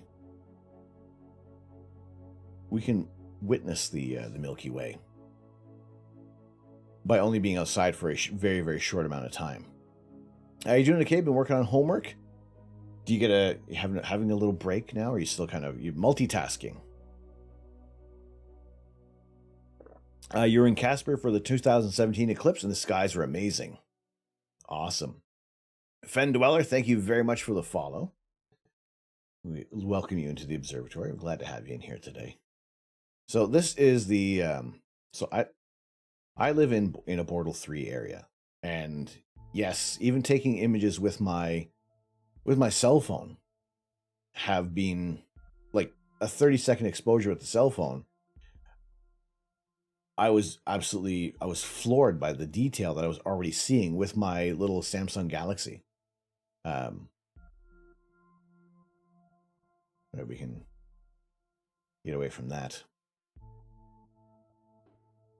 So something like this. This was a 30-second exposure with my phone. And yes, light pollution is important for being able to see more of the night sky. A pleasure, Azar. Well, glad to have you in here. If you have, like you say, you're looking to get a 8-inch Dobsonian. I think that's a great one to start off with. A lot of people did recommend that to me as my starter telescope, and I knew I wanted to have something that was motorized and controlled so I could do some long exposure images. And sometimes if it's what you like to do is looking at looking up at the night sky and just kind of touring around, I think a Dobsonian is a great way to start off with. Have a book handy or an app so you can start to learn the areas of the night sky. But everybody's journey is going to be a little different into astronomy, visual or astrophotography. Oh, thank you, Yogurt. It's like there are tons more on the phone. I think I have something on my Twitter page that was illustrating things a little better, but it's just so little light pollution. I feel very fortunate. I also feel slightly spoiled with these skies and being in a Bortle 3. It is like you can even see with some of the images that we share on stream that less integration time has afforded us some very, very interesting views. Well, it's Texas or Mexico. You're not bringing thousands of dollars of astro imaging equipment to Mexico. That'd be fair. Now living in Snowmageddon, we can now even see the stars when it's not snowing or foggy or cloudy or raining or somethinging, precipitating. Cloudy Nights is a great resource. Is an amazing resource for a great number of astro-related things. I would hang out on Cloudy Nights and Stargazer's Lounge. Stargazer's Lounge was a part of First Light Optics back in the UK. Where you used to live to be almost dark enough to see quite a few stars in your neighbor. Then your neighbors moved in and they had to have more lights than an army base.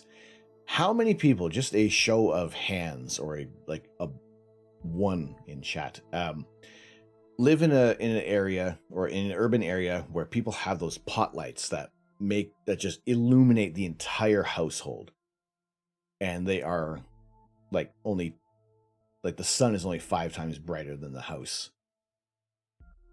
Or is that more of just like a central or a southern Ontario thing?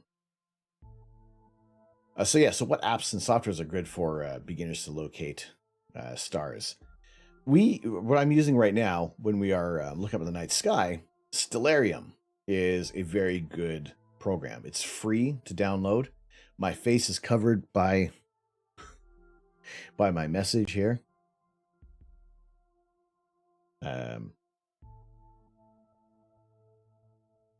Let's move you a little bit, shall we?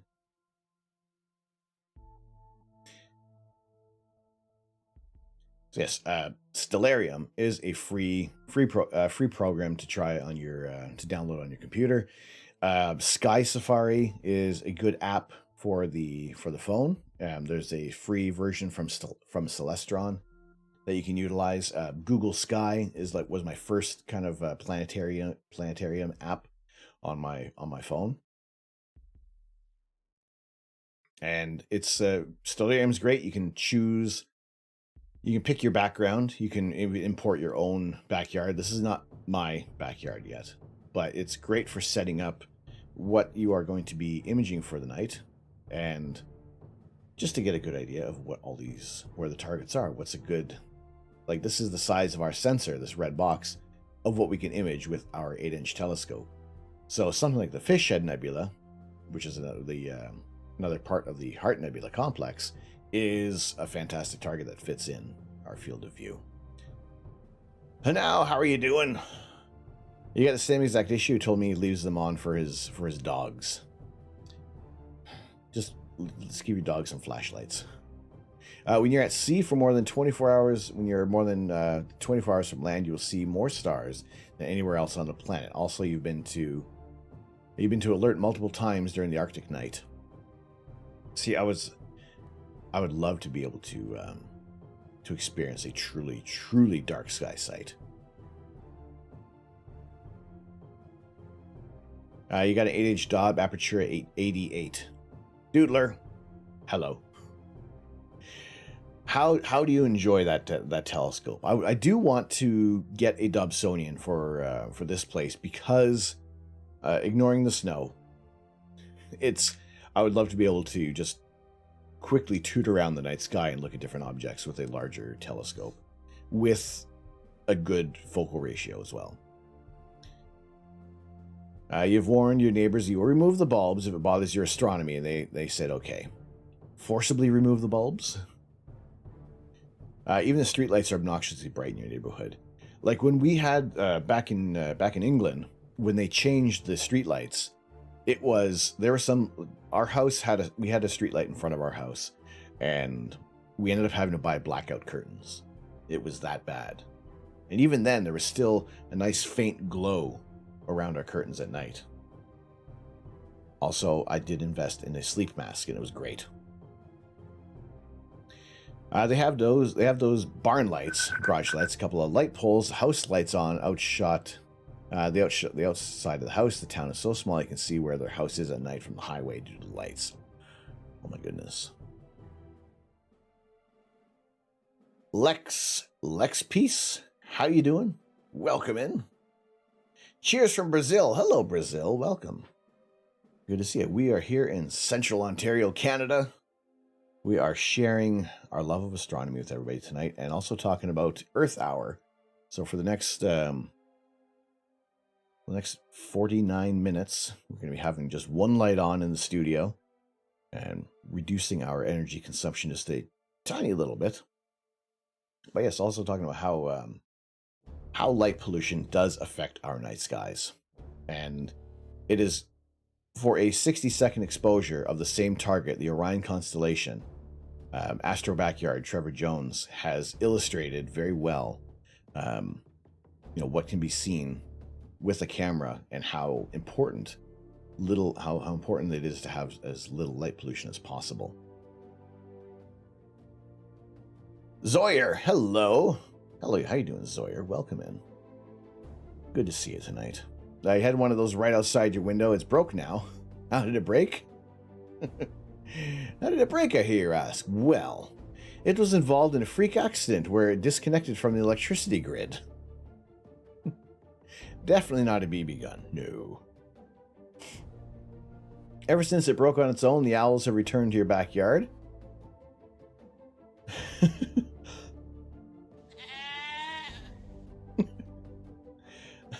a room full of quiet and polite vandals.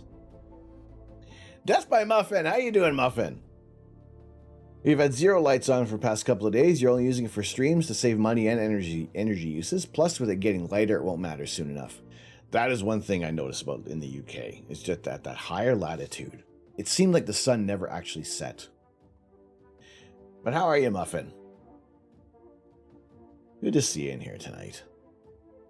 You can only see the belt and shoulders at the nebula area in your place. And that's, this was what I thought Orion looked like. I barely even took notice of the nebula. And the Orion Nebula is an absolutely gorgeous target as well. It's one of those areas, one of those objects in the night sky in our galaxy that you can see with the naked eye from almost anywhere. And taking some time to image it is absolutely incredible. There are light trespass laws that if neighbors' light shines on your property, you have in the city to force them to move or redirect it. Yes, light trespass is also a big issue as well. And we had tried to communicate to our MP to try to get some of our street lamps redirected, or at least put some shields on it to mitigate the lights, but it seemed that everything moved incredibly slow in the UK. You got to say it, your voice is friggin' awesome. Thank you, Zoyer. My mom made it, and my dad made it for me. You never use outdoor lights. We have, I will use the outdoor light on the deck for just quickly setting up the telescope, but other than that, we try to keep everything shrouded in darkness around our property as much as possible, so that we can quickly peek out the window. Oh, has it cleared up? How long is it going to be clear outside for? Will we be able to get some time with the telescope? Rather than dealing with this baloney. Expecting 15 to 25 centimeters this weekend of snow. We figured it was going to be finished. Zoyer, thank you very much for the follow. Welcome into the observatory. Glad to have you in here. Doodler, you're at a Bortle 8. And it can be frustrating as well, trying to even just take any images, even if it's just something looks cool up in the sky. You want to be sharing those images with your friends. Horribly addicted to Lost Ark, desperately in need of a new computer chair. Other than that, you're good. There are so many options for computer chairs, and it almost feels like I would probably say that almost anything was an upgrade from what I was using before. I probably could even switch a milking stool, and it would have been interesting. Halthar! Thor, what's going on?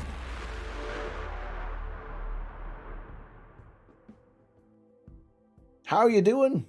Welcome in, Raiders. Did you know the gaming chairs exist because of NASA?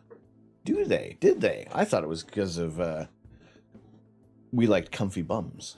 No, really interesting. Holy potatoes. Oh, the potato looks very, very... Oh my goodness. Mad Lion 80, how you doing? Professor Bunsenbrenner. What's going on, Professor? How are you doing? Welcome, good to see you in here. Water.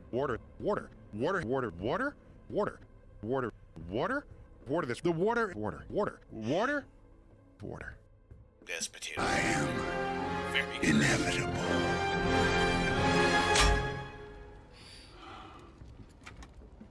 We're good. But how you doing, Halthar? What'd you get up to? What were you doing tonight? Last seen in the forest. How was that? Best hydrate alert on Twitch. And that's all from one interview. One single interview where he says water. Winter's last dying revenge, strike before spring. Yes, it is. That's what we're dealing with right now. Well, glad to have you in here. Thank you very much for bringing your community in. You image NGC 2264, the Christmas tree and the Cone Nebula. Excellent. How did that turn out? At least somebody had some clear skies. You know, this is the baloney we're dealing with right now.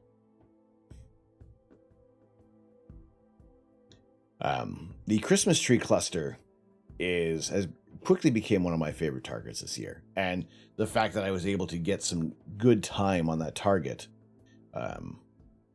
was very fortunate. I'm trying to find my my Christmas tree cluster.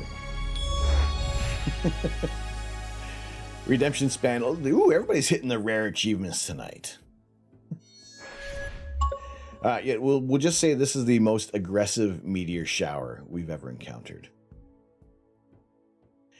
Tempur-Pedic foam is in the gaming chairs and memory foam that was developed by NASA to mold chairs for the Apollo launches. I approve. See, again, it's other things that have been what was meant for, you know, you get the science fiction, science fact, the practicality of it, and then just put everything into practice for us, for our phones and everything, every small bit of technology. Just jack into the James Webb and the snow won't be a problem anymore. I know, right? Will you be able to get photos there in the summer? Yes, we will, because we will be able to experience astronomical dark during the summertime here, which is very fortunate. Third Rock, how are you, sir? It looks like the evil white stuff. It is, and we're supposed to get 15 to 25 evil white stuffs over the weekend. Right, gonna take a peep, get some sleepies. Good night, CJ. You're wonderful. No, CJ, you're wonderful. I should be proud of everything you do. Well, thank you. I appreciate it.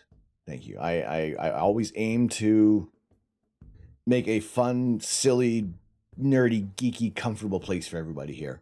And also, I really can't completely do it without you guys as well. Because I like the dynamic of everything we do here.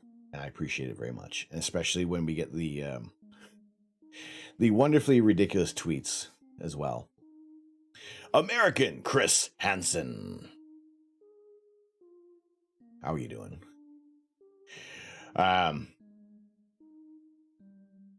You got some bad news. You had an unauthorized charge to your bank account and had to cancel your debit card and get a new one. Ooh, that's no good. That's the frustration of that. That stinks. Booties, Devil's Hand. What's going on, Devil's Hand? How you doing? Sorry to hear that, Chris. It's a little annoying for the... And then there's all the security checks you have to go through, and resetting passwords and authorizing cards. Ugh. Go back to the time when it's just paper money, right? All the butts, the booty, all them booty. You would say you've achieved that. Thank you. Wait, hang on a second. We're not doing that to Webb. We're not doing that to James Webb. Oh. 3 a.m. all of a sudden. What's the point of the time change anyway? We were talking about that earlier. How it is. It's ridiculous. We don't need this anymore. Like, pick one time and leave it. Preferably when the clocks go back 1 hour, and then we finish it off, and that's it. No more time changes. You're gonna head out. Sorry, it's a short visit. No worries, Muffin. No worries. I know. Like in the UK, we were, or you were. I still keep saying we. Clocks did go forward tonight, so we are back to a 5 hour span between us here in Toronto. And inevitable. We're good. Back to our friends in the UK and the EU, so we got that 5 hour time difference again. So we will be back tomorrow morning at 10 a.m. Eastern Daylight Time. A 5 hour difference for our... You're hoping it would have worked. All right, CJ, take care of yourself. Have a good sleep. Summertime all the time, baby. I want longer nights. I want nights to feel that they are longer. Especially when the clocks are at a more favorable hour for everybody. So anyone around 32 degrees north, May 15th, there will be a total solar eclipse.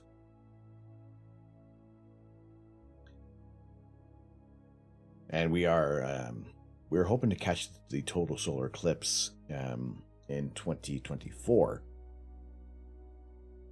and being able to And if there's a little bit of travel needed, then we'll do that. And actually, with climate change, that might be right. I completely forgot about the time change took you by surprise. All of a sudden, it's like, oh wow, time flies when you're having fun. Hopefully, Twitch are cracking down on the butt emotes soon. I've seen a few people with even emotes that don't really have a true butt nature to them have been denied. At least with a stack of paperwork, we could see the progress. With paperwork with... I'd be imaging the eclipse if skies are clear.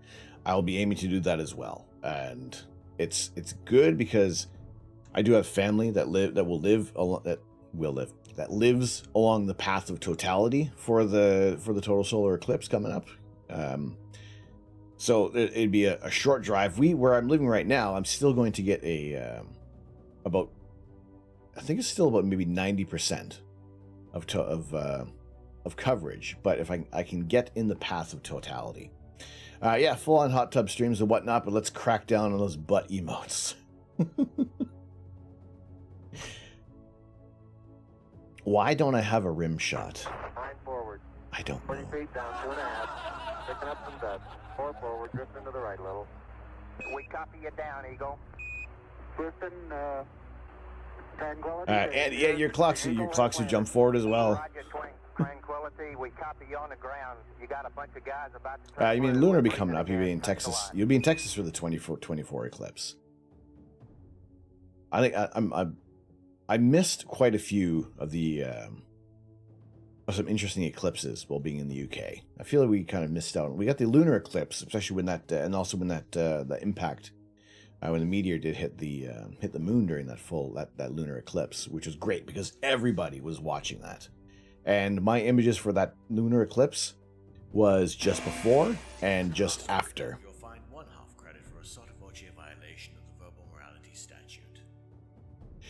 Brooks!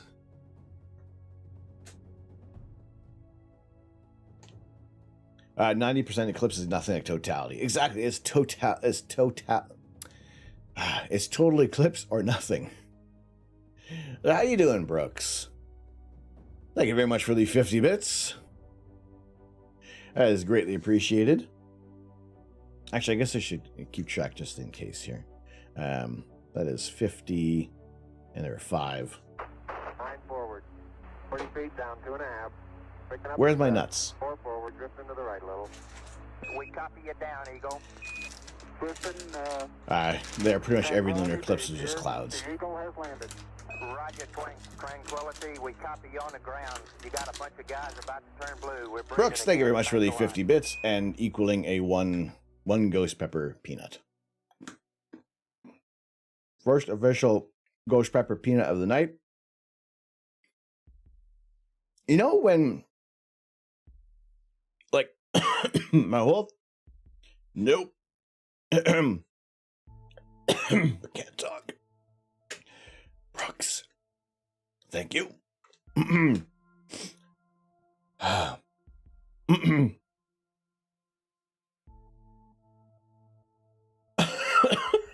is one peanut doing that? Water.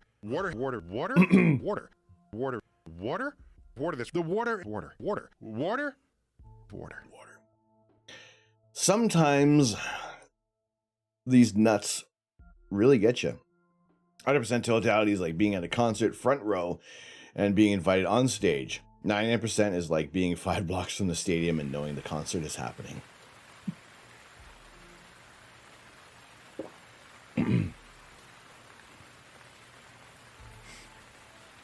That helps a little bit, but it still burns.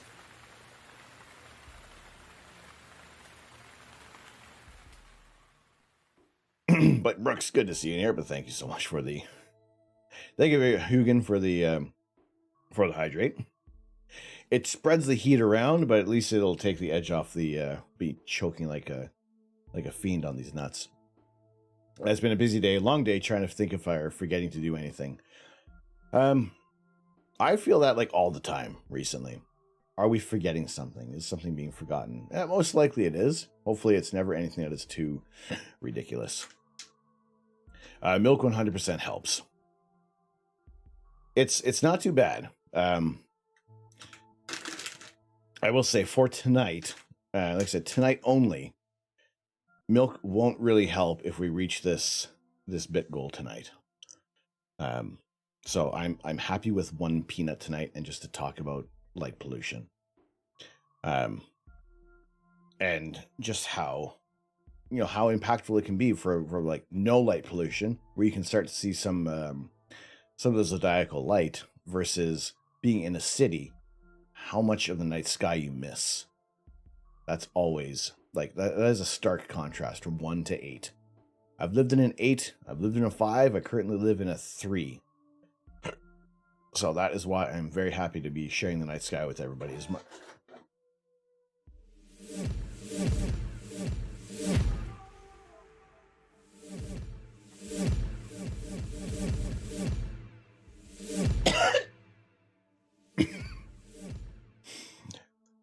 Why not?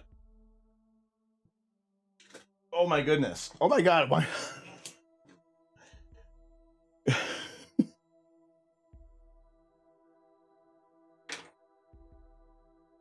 Holy potatoes. Thank you. Thank you very much for the 1,000 bits. I guess before we put everything on the spike, I really need to keep these here for reference, just to keep the math right. But thank you for that. Of the 1,000, well, we may as well do a bowl of the world's worst cereal for that one.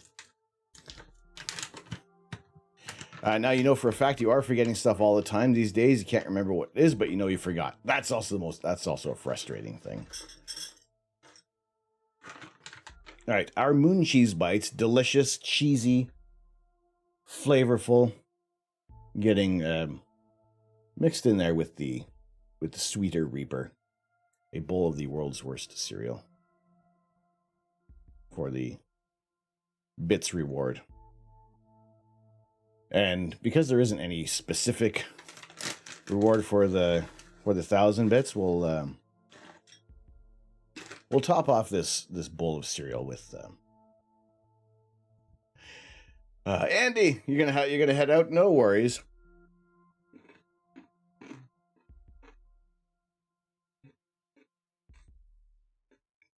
Have a good evening. Thank you very much for joining. That looks like a bad tomorrow morning. It might be a bad right now.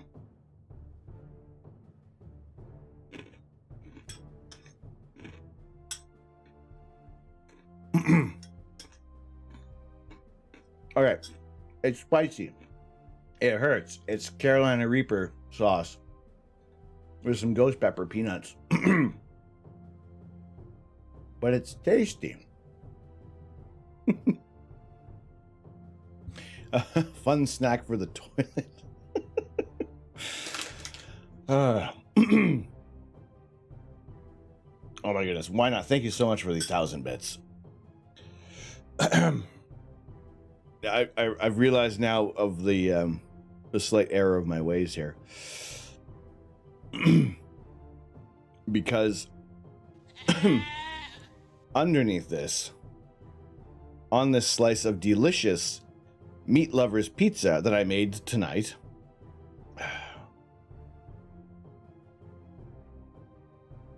is a ghost pepper. And that's what we're playing for tonight. It is an entire ghost pepper. So, yes, but no.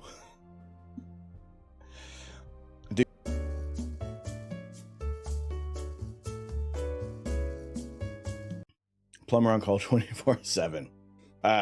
Why do you think we have such a... Well, you can't see it right now. Why do you think we have such a large yard?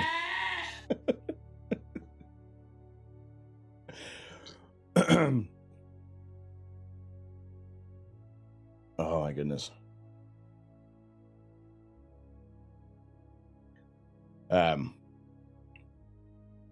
But we're keeping a tally. There was 5 bits, so that is 1,055 that have gone toward this. You won't need a plumber, you'll need a proctologist, and maybe a old priest and a young priest. Flaming meteors are surely going to be falling tomorrow morning. if tomorrow morning at the beginning of our Lego stream, it is just it's just tears and pain. You all know why. At least it's not the bomb. I have not tried the bomb. I've partaken in this 7-pot dougla, which is pretty dang hot. But then we've also ingested Mr. Pain. And that one I've changed to a specific bit amount, because going above and beyond with this one was actually causing undue pain, and it wasn't fun anymore. So there is a specific reward amount for that one. You can hear Johnny Cash right now. Love is a burning thing, and it makes a fiery ring. So I guess I do love you guys when I get a fiery ring.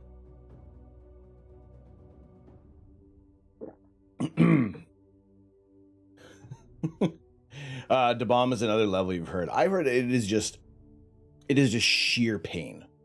That it's not even a delicious thing to taste. It's like gasoline mixed with napalm, mixed with a bunch of Lego pieces. And it's always burning since the world was turning. Oh. I can feel the sweats already, and this is ridiculous. You're gonna make you eat that pepper.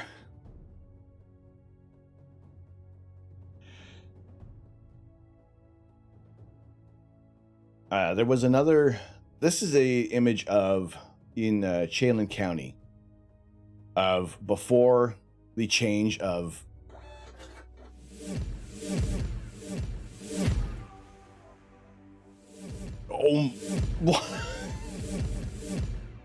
why not? Oh my goodness. Really spicy food, lots of coffee. R.I.P. your wife. Mrs. Canuck is out of town today. Why is Mrs. Canuck out of town, you say? Actually, why didn't I even mention this before? Hang on a tick. First of all, why not? Oh my goodness. Thank you so much for the 1,000 bits.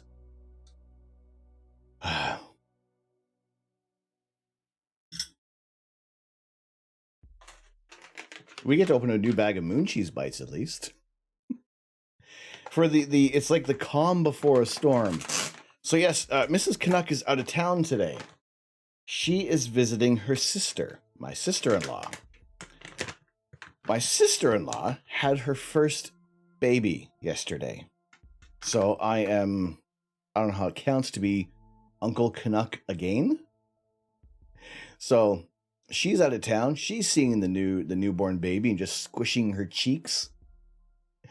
So yeah, we're very happy with that. Mom and baby are doing fine. Dad is doing great. So yeah, I do congratulate my sister-in-law and brother-in-law on the birth of their first child. And it's, yeah, it's nice to have some really good positive news that's been happening around here lately. So thank you very much.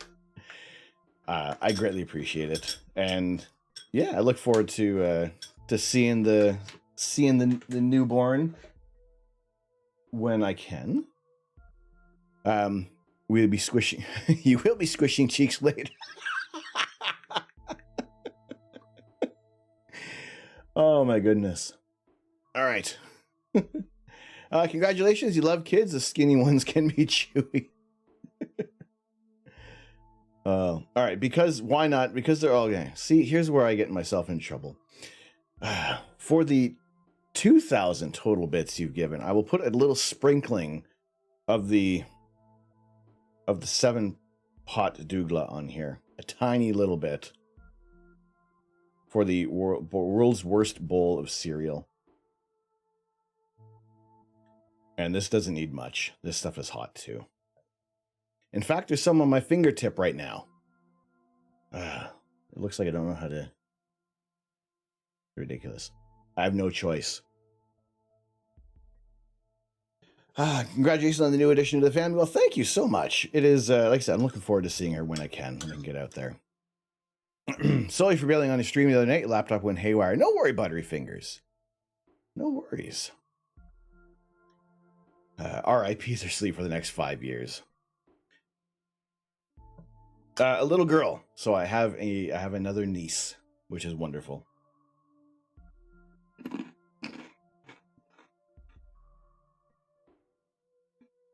Oh. They're so delicious.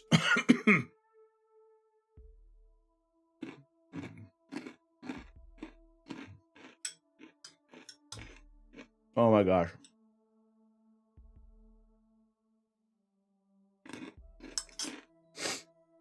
Oh boy, why not? Thank you.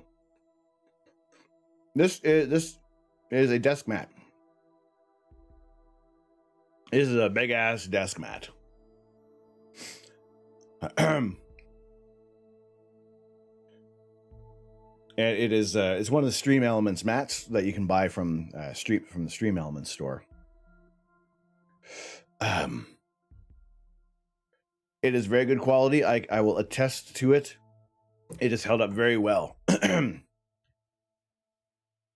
So if there's anybody else who is selling these mats, or if you have a Stream Elements store yourself and you want to buy one, I say it is worth the money. If it's someone's mat that you like, get it. If it's your own, get it. It has held. I've had this since before Christmas, and that was really, really good. You're slobbing to eat your desk, probably not a good idea to get one. I've only dropped a ice cream spoon on this once, and you can barely tell.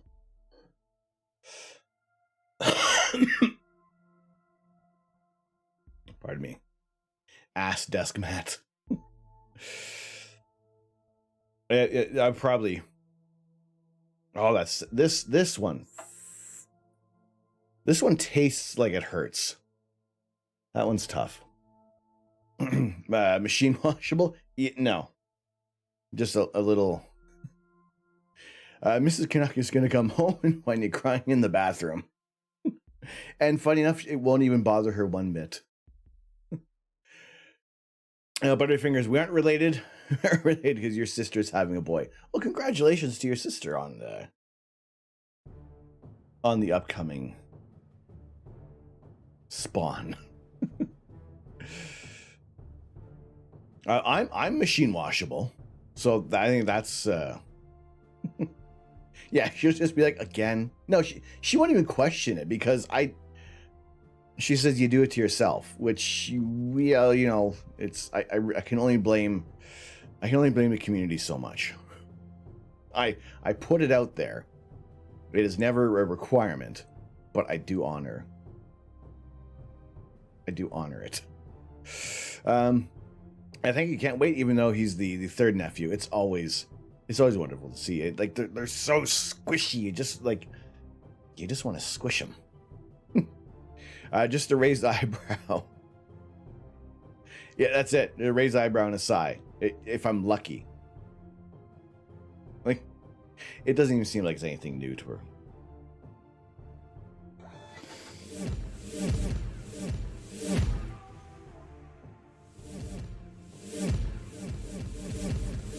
Oh my goodness, why? Oh my gosh. She's gonna hear how bad this feels right now.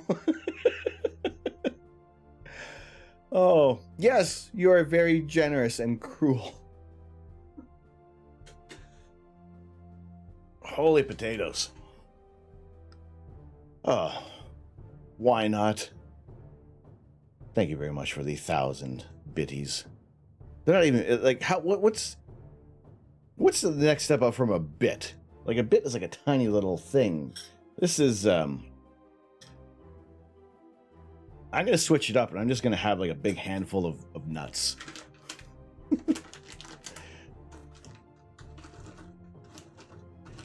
Thank you for the 100 bytes.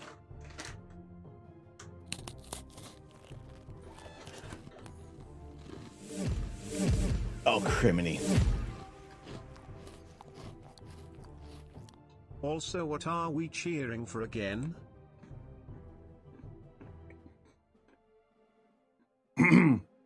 No, it should be divisible at 8. I can't do any math right now. Oh my god. Tajad.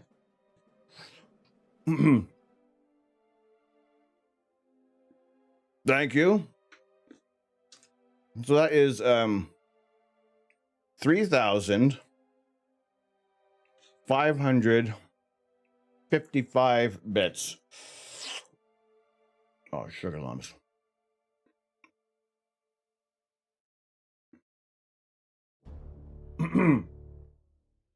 And a bowl of the world's worst cereal for Kajad.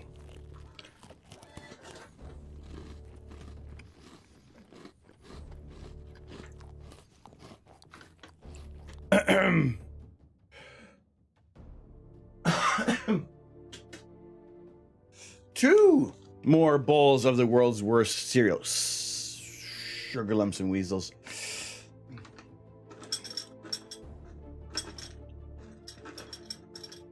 All right, we'll make it a double bowl of cereal. Oh my gosh, Kajad, thank you so much for the 500 bits. You know, the only thing that's nice about this is the pineapple is actually cooling.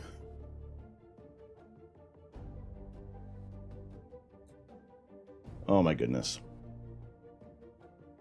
The pineapple kind of cools things down. You've done a ghost pepper hot sauce challenge where you left some on your tongue for 5 minutes. Oh wait, hey, don't be giving people ideas here. Please don't be giving people ideas. Leaving a ghost pepper in my mouth. Hugan, how did that feel?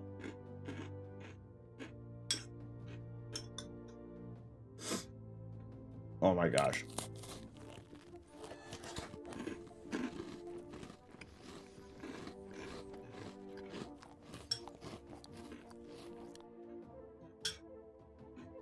Why not?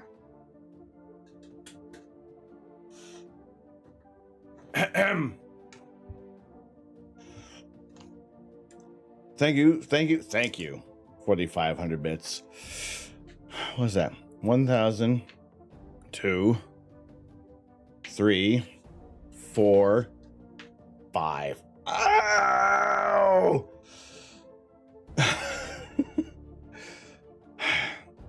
Let me finish this bowl of cereal first.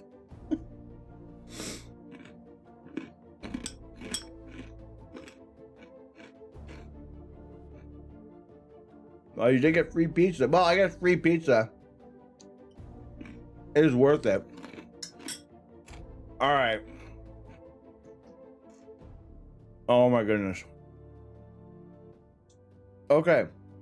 So I am going to become by sheer friction, I'm going to become my own light source later on, providing other sources of pollution. Oh my goodness. All right, well, that's done for the Brooks for the 50 bits. Why not for the 500? Kajad for the 500. That is if I don't spontaneously combust.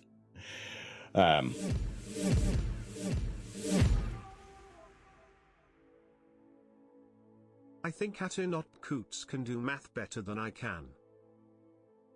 That was delayed. And Kajad for the 500. And why not for the My math was off, 1,000 bits, bringing us to beyond our total of 4,500 bits for a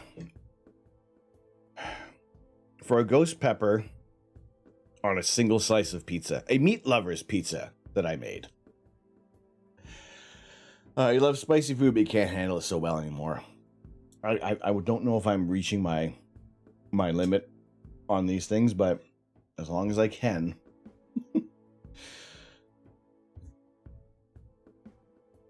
Oh my goodness. I guess rounding out the last 2 minutes of Earth Hour will yeah, see, that's not a rare achievement, apparently. Oh my goodness. You would like it in full screen, big head mode for this. All right, 2 minutes. In 2 minutes, when I turn the lights back on. When I turn the lights back on. We will do this. You do want to try the Ghost Pepper Chicken Wing Challenge. I was talking to my brother, and he wants to do a Hot Ones challenge. Oh, also for those 500 bits. For some of the world's worst cereal. For that last round of the 500 bits. Again, not to cheap out on that.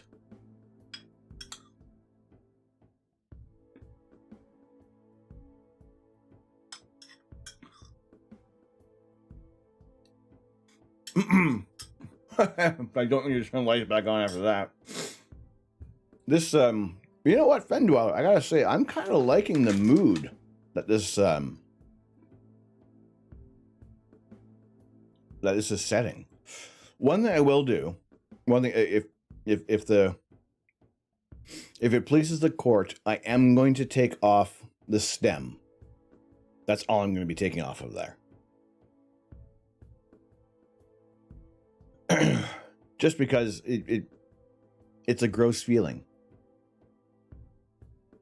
Although it's probably a bad idea as well, because I'm just going to unleash hell with that off of there. So in honor of Earth Hour, we have had the lights off for it's a gross part. It's like it's like the Satan's anus on the banana.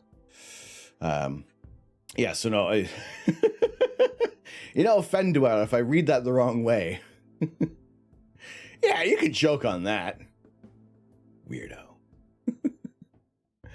So yes, in honor of Earth Hour, we've had the lights out for an hour.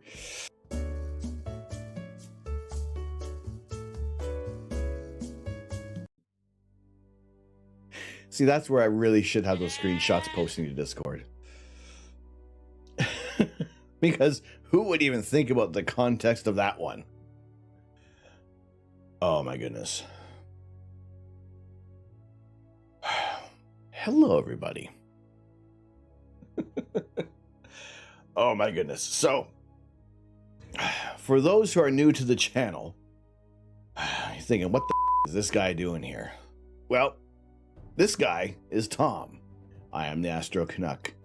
We like to take live images of outer space. I also like to eat spicy food. The wing challenge does sound tempting. 10 wings in 20 minutes. See, I would just inhale them. But what we're doing right now, because we have reached a wonderful threshold of 4,500 bits for this immediate challenge. Because I made a delicious pizza tonight, I figured let's try to really ramp things up and let's eat a ghost pepper. Oh my gosh. All right. Just getting rid of the stem. This does not change the heat thing. Not thank, but dang it. It does not impact the heat at all on this.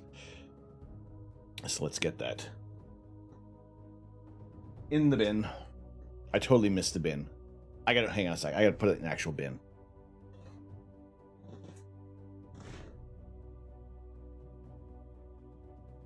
Where'd it go? Oh, maybe it did go in the bin. Maybe it did go in the bin. All right. Hang on. No, I need to actually see if the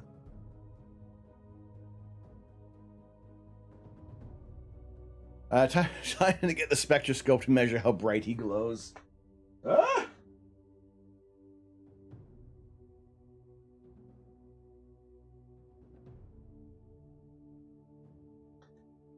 Okay, sorry. I had to get that thrown in the bin, else if any of the cats came in here, well, I would know shortly thereafter. All right. So, thank you all very much for the bits and the bytes and the megabits and the megabytes. I guess you'll reach the high infrared spectrum, maybe 10,500 nanometers. I will become pure energy. All right. On this slice of pizza, there is some ground taco meat, not El Taco meat. Some pepperoni, some turkey sausage, mozzarella cheese, squeezy bottle pizza sauce.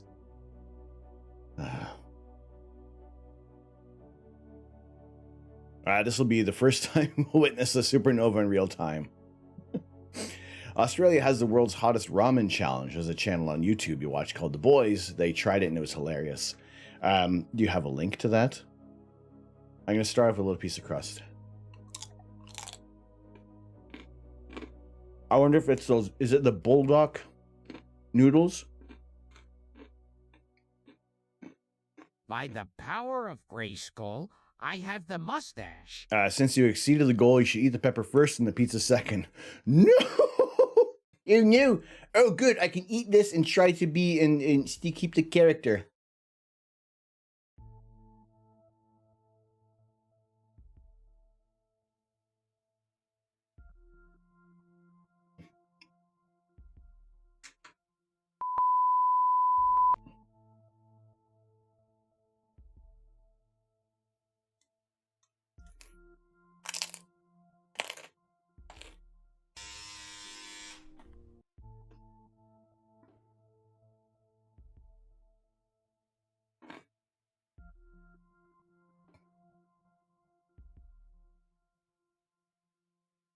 Water, water, water, water, water, water, No! water, water, water, this, the water, water, water, water, water.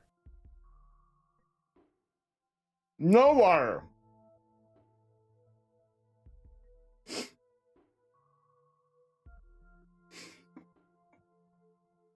Since also, I get to eat.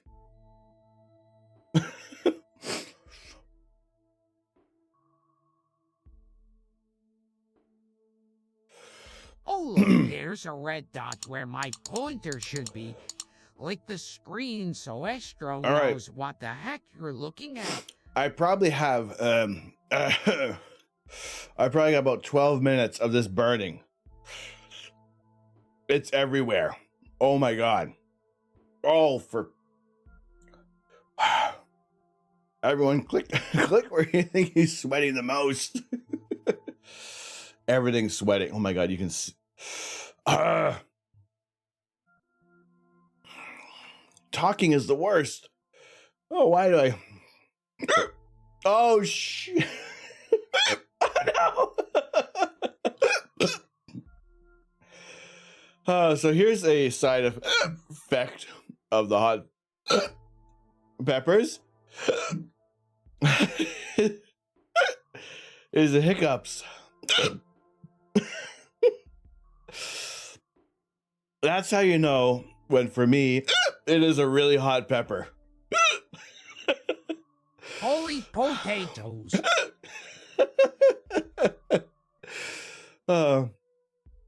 Nose running and hiccups. Blaming. Yes, I can't even rub my eyes because I have hot peppers on my hands as well.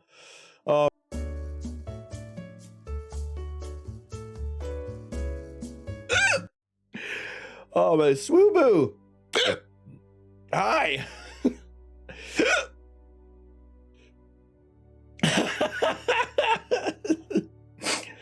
Oh my goodness. This was a ghost pepper. Power of Grayskull, This was a ghost pepper on a slice of pizza. that I made today, and it was absolutely, the pizza was delicious. The ghost pepper, it was not so delicious. Oh my goodness. I can't rub my eyes. I don't have anything to rub my eyes with here. All right, I think the hiccups have stopped.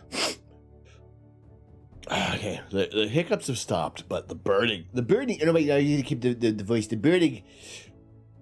burning still burns. It is, it still hurts.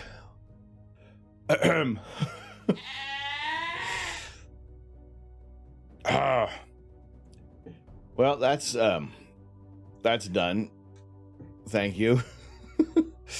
Next should be a Carolina Reaper. I don't know what I would do. What would I do for a Reaper? Oh my gosh. I would be hiccuping like for the rest of the week. Please wash your hands before you touch your eyes. Yes, and other places too. I need to wash your hands soon, and the capsaicin will stay in the skin for days. This is true. I really should. You gotta throw a hundo at it right now. I don't have any. I don't have Reapers. I just have more ghost peppers. I've yet to find someone who is selling a Reaper, I guess locally right now.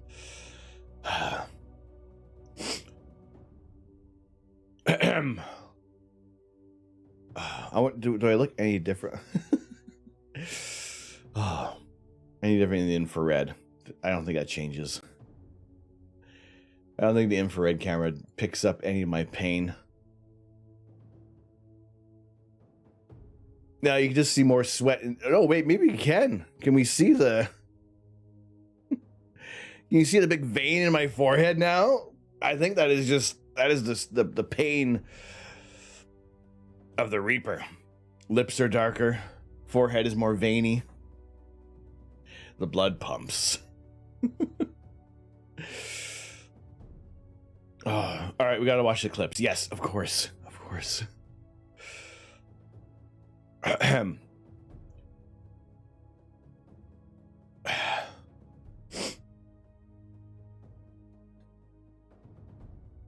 have hot peppers on my hands as well. Oh,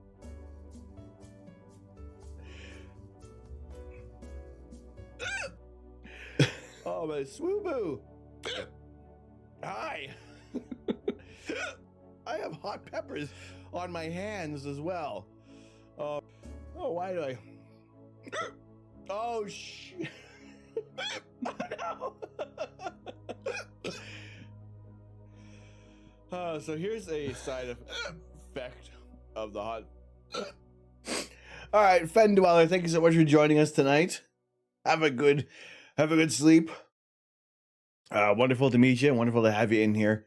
We'll be back tomorrow morning, 10 a.m. Eastern Daylight Time, where we'll be constructing a new Lego set. Which one it is? It'll be a mystery. In case you're wanting to grow some, you order almost all your hot pepper seeds from Semilius La Palma. Ooh, is there a link? Wait, someone said they whispered me a link. Oh, Hugin. All right, I'll check that out in a bit. Peppers? Is the hiccups. You can see the terror on my face.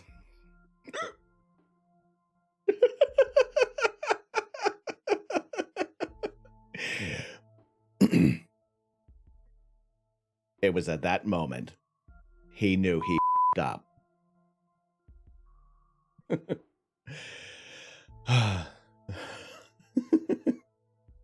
Yeah, yes, Ben Dweller. Oh my goodness. You honestly can't believe I recovered that fast, relatively speaking. I don't claim to have any kind of superpower on eating hot peppers, but it still burns. I am trying to maintain my composure. The woman that works there laughs at them because she eats the ramen pretty much every day. Where's that link? Let me see if it is the noodles that I think it is. Now, I've started to mute YouTube videos because I've been dinged before. Which ones are they? Oh, are they just adding extra hot sauce in this?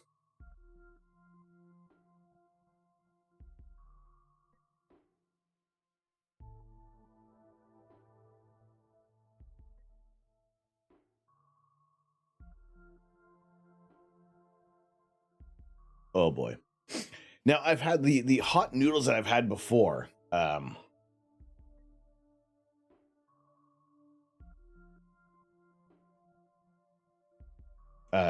It was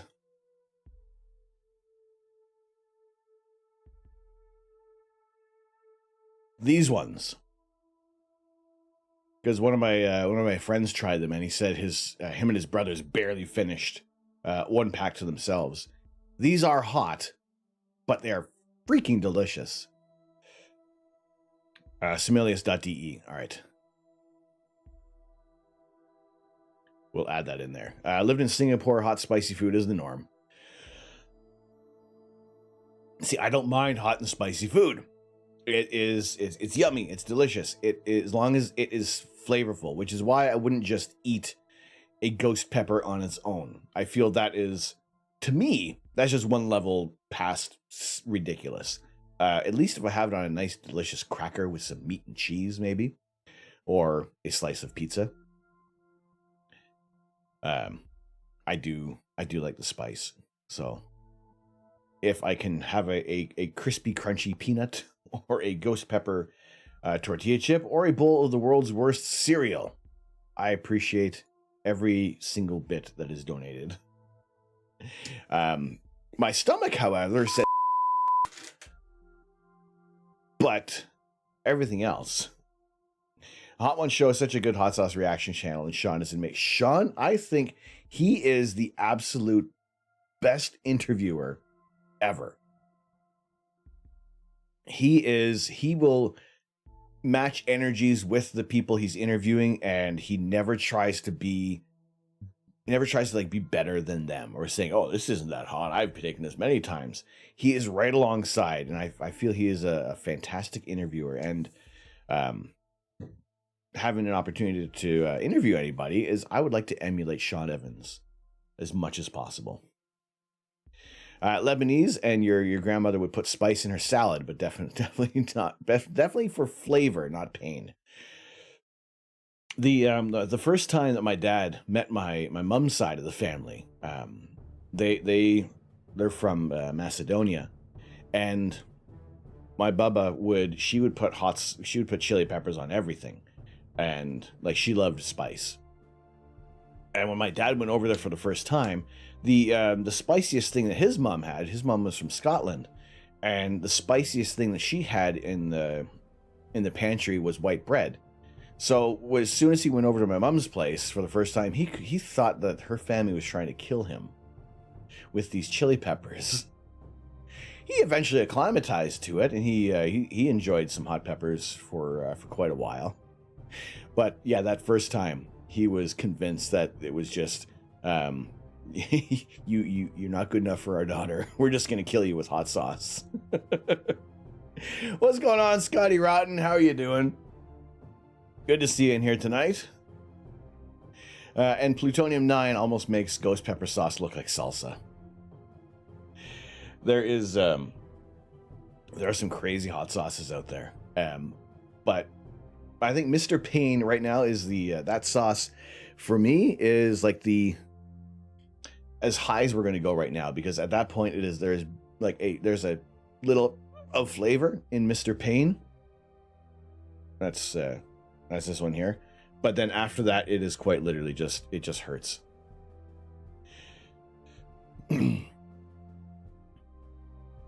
Yeah, Scotty, good to see you in here. Absolutely, you can tell how much effort he puts into his job. His research level is insane. The guests are always so shocked with his skill and things they didn't think he'd find out. It is. It's just to be able to catch people off guard like that is, I think that's a bit of a talent for also the catching them off guard in a good way, not just like throwing out some random fact or almost slander to the people he's interviewing. Yeah, Sean Evans does a tremendous job. All right, so now, at this point, there is very little remnant of the ghost pepper in my face. I can still feel that something was there, but that tingle has gone down. Plutonium-9 has a Scoville rating of 9 million. Jeez. Oh my goodness. That's bananas. I think that the Mr. Payne, if I remember talking to the guy over Pepper Palace, Mr. Payne is at about 1.5 to 2 million Scovilles. I think that's what he was saying. I could double check with the guys back there. What in the ass? That's like, you're going to be like, that is like engineered pain for that kind of rating. Oh.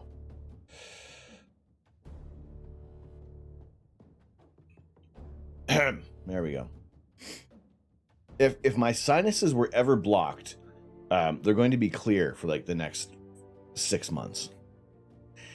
Astronauts love spice, right? Something about clearing their sinuses and being able to taste it the most whilst in space. There was somewhere in Tim Peake's book, there was an excerpt of him talking about the flavors of food. I think a little similar to airline food, where it needs to be spiced a little heavier. Although up there, they're mainly trying to keep their nutrition levels up. That's not a spiciest food for astronauts. And the waste bags actually have little holes. So yeah, you don't want to be doing any kind of eating any hot food in on the space station.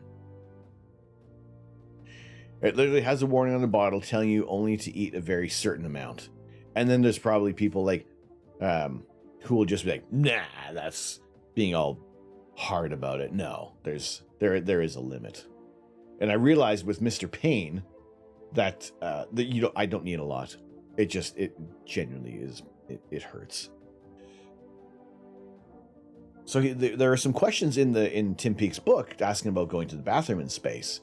And the solid waste disposal unit does have tiny little holes in the bag to be able to utilize as suction and just to keep the waste in place while they do their business. And then it is all kind of packed down, and then they will eventually get rid of like the whole waste when the next resupply mission comes through. Going to toilet space is definitely not glamorous. It does not sound like good at all. It's just something, it's like, no thanks, I'll just hold it. But sir, you're on the space station for 6 months. I will hold it. It's okay. See the video where Shat. Hopefully that's not any foreshadowing. Where Shaq ate the spicy Dorito, thought he was immune, and he immediately regretted it. I didn't see that one, but I did see where Shaq was on Hot Ones, promising not to pull a face. And then later on, he's talking to his wife with how bad he's going to be destroying the porcelain.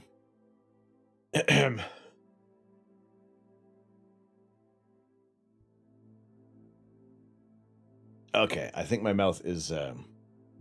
I can taste my coffee again. I literally saw a video of something like they have to look through a camera to aim correctly. I haven't heard of the camera part, but that would probably also make a little bit of sense. Especially to urinate. You need to have a good snug fit as well. You don't want anything kind of flying around. So Howard Wolowitz didn't make the space toilet. No, it seems everything is all in good working order. What's going on, Jigsaw Nerd? How are you tonight? Oh my gosh. Yes, they have a camera in the toilet. Oh, there you go. Astro Printer will have some definitive answers on that as well. You're a big fan of video games and shooters, but that's another nope for me. Where's your targeting reticle? Or would it just be the targeting recticle? Chilling watching UFC. Is there one on tonight? I have been so out of touch with UFC. I sometimes do miss watching those events with friends. But yeah, moving to the UK, that really kind of took me out of a lot of the UFC, a lot of hockey, a lot of WWE. So I've re-embraced hockey at least. I think I made my picks for tonight. I don't know. Usually I would get Maple Leaf updates from my old man here. And maybe I need to get like a tracker on here just to see who's playing, when the Leafs score. Quick little Photoshop you did in general chat. Oh no. Where's my Discord?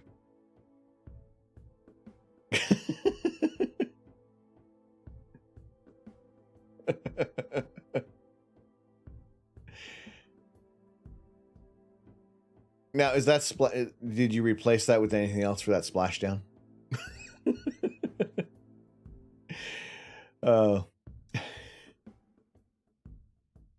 I am the Devil's Anus. WrestleMania next weekend. Are they still doing it over 2 days?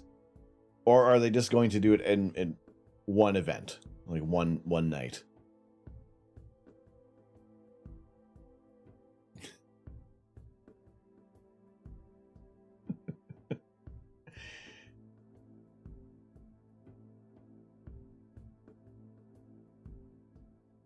I need to get some kind of fiery emote of some sort. 2 days. Oh my goodness. Pardon me. Think it's you two to entertain yourself. Are you not entertained? Are you not entertained? It'd be great if the space toilet had audible radar. Bloop, bloop, bloop, bloop, bloop, bloop. Target. What is that,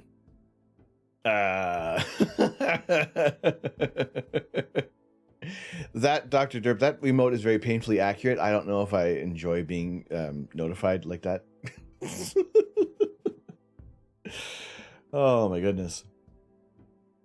What is the Jigsaw? What is the main? I guess they have two main, like a double main event for WrestleMania now. What are they doing for? Is Stone Cold Steve Austin in the main event? Did they take paper, or is there a space bidet? You know, he didn't really mention about cleaning up. He just kind of talked about the mechanism that takes the waste. I stopped watching WWE altogether. You're all elite now. I am... do I have any cameras that... No. You can see, like, right here, just right here, you can see the top of an ECW title. I need one of those templates that say, blank is all elite.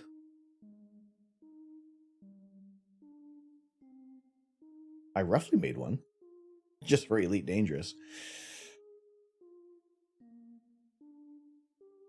How can I share that? I don't know. You'd imagine bidet to minimize waste.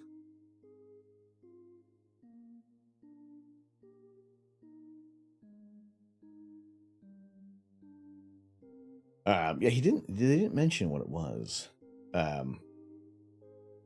Yeah, so speaking of which, I think I need to get some we'll get back into Elite Dangerous. Like I said, Tuesdays going forward are going to be some crafting and gaming and a little bit of a mixed bag, some mixed nuts on the Tuesday streams, but still trying to keep things within the realm of space and space exploration and space themed things to kind of keep things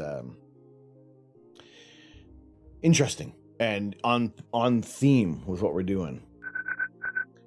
Aunt Crazy Legs, hello Aunt Crazy Legs, how you doing? Main event is Lesnar and Reigns. Austin is doing a segment with Kevin Owens. All right, interesting. Man, I've been so out of touch with WWE lately. But Aunt Crazy Legs, thank you very much for the follow. Welcome into the observatory. We are recovering from some hot ghost peppers at the moment. I'm trying to regain composure.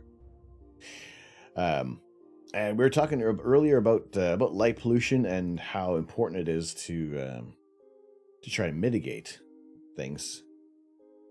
To be fair, even if it was airing regularly, we were out of touch with it. Like, I'm trying to think, what was like the last?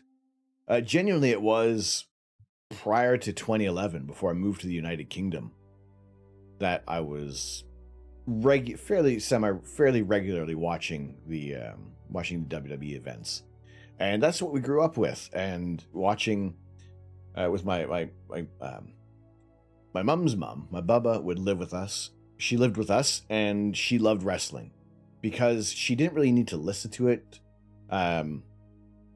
and she just enjoyed watching them beating the crap out of each other. And to her, it was not any kind of I've just spit all over my microphone. I gleeked all over this thing. For her, watching wrestling, it was pure entertainment for her, and she enjoyed it. And it was, even when my friends came over, she was watching it right there with us, which was great.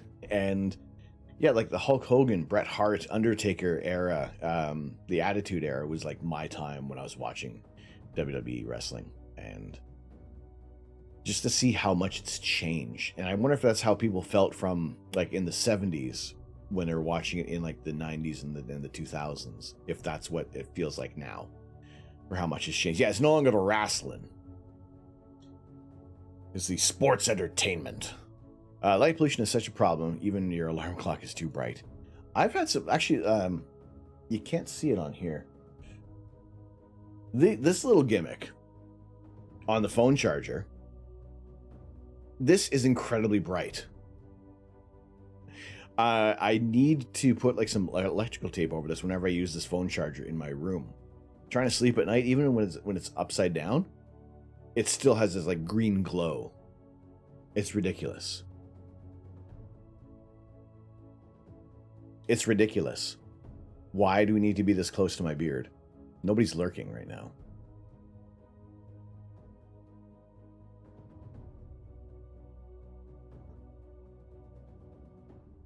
Put you back over there. Undertaker is going to Hall of Fame on Friday.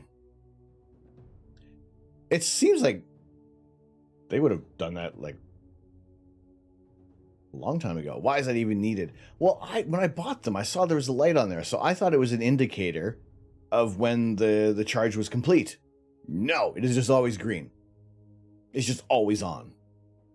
Ridiculous. I just put some nail polish over it. It's I'm gonna have to get. I have some electrical tape kicking around somewhere. You got a notification on your light, which gets irritating after a while, and it stays on. Do you ever notice that phones that have the lights on them will have more activity when the battery is dying than when you are just not using it? I've had, I think the Samsung Galaxy S8 for me was the last phone with an indicator light. I missed it for a while, but now it's like,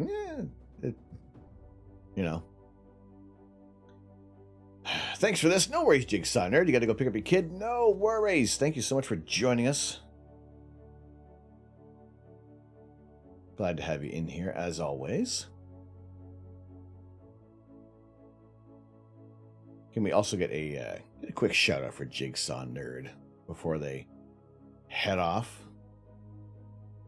Appreciate you following, joining us today, even if it is for a short time. Whether the guys are here for a short time or a long time, I greatly appreciate it. I'm always happy to see people pop in, even if it is just for a quick hello. You know what? It's I do that in other streams as well, and I just hope that people will understand that, you know what, sometimes it is just, we gotta say hello, but the support is going to be there. And I try to leave up as many lurks as possible whenever I'm not streaming. Try to conserve any of the traffic coming through. Phone will vibrate for 5 minutes. Battery is low, by the way. It does everything. It like strikes up the band. So this is what I was talking about earlier. Before I had to do this to my face. Where streetlights in the entire county were swapped to LEDs and light pollution actually got worse. Yes, you save so much more money. You aren't losing energy in the infrared. Because that's where a lot of the incandescent lights peak. Their efficiency peaks in the infrared, where we can only feel that as heat on our skin. It doesn't add any extra light for us. It can be picked up by certain cameras, and depending on which device you have, I don't have any remote controls with an infrared sensor on here, but you can see that, and if you point it at a camera, and if it's sensitive to the infrared, you'll see the remote do that little flashy thing where it sends its information. So at Chelan County, the best laid plans of mice and men often go awry. This famous paraphrase of Scottish poet Robert Burns sometimes sums up human ingenuity. That's exactly what happened when a county in Washington. I don't think I said what I think I said. When a county in Washington state decided to replace all of its county-owned streetlights with LEDs, at least partially in an effort to combat light pollution. New research shows that they actually made the light pollution worse. When it gets real hot, the street produces fumes, and those fumes are infrared, you believe. You're not going to quote that one. Okay.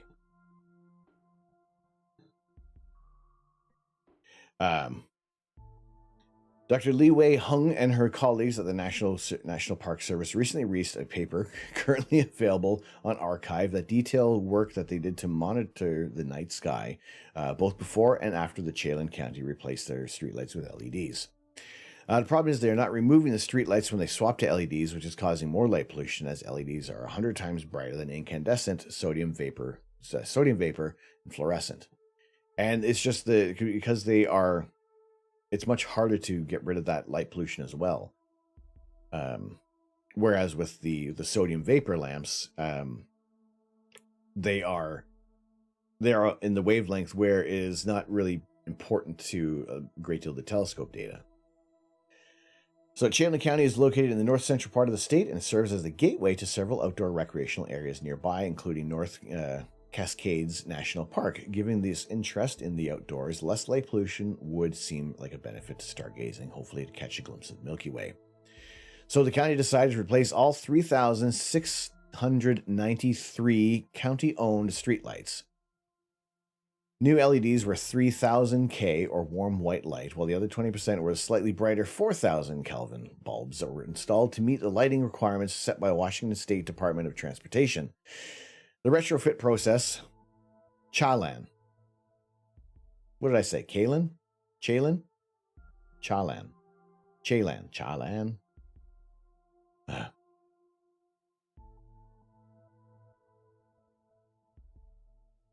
Sodium vapor is very narrow band, yellow, and very easy to filter out. The retrofit process took place between 2018 and 2019, and Dr. Hung and her team took measurements both before the install and after all the new lights were in place. What they found was surprising, to say the least. The sky actually got brighter in the county after the LEDs were installed.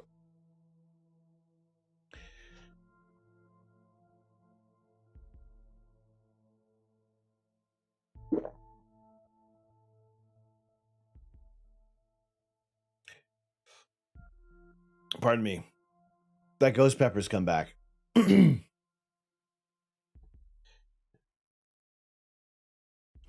Thank you for the Shalan. That's good. Hey, you know, if I'm mispronouncing it, like I do names, I do like to be brought to be corrected on that. So such a result is only counterintuitive because LEDs are generally thought of being much more energy efficient and better for light pollution. An experiment in Flagstaff, Arizona, attempted to leverage LEDs to create the world's first international dark sky city in 2018, though the results are still out on its effectiveness. If the results in Chelan County are anything to go by, that experiment.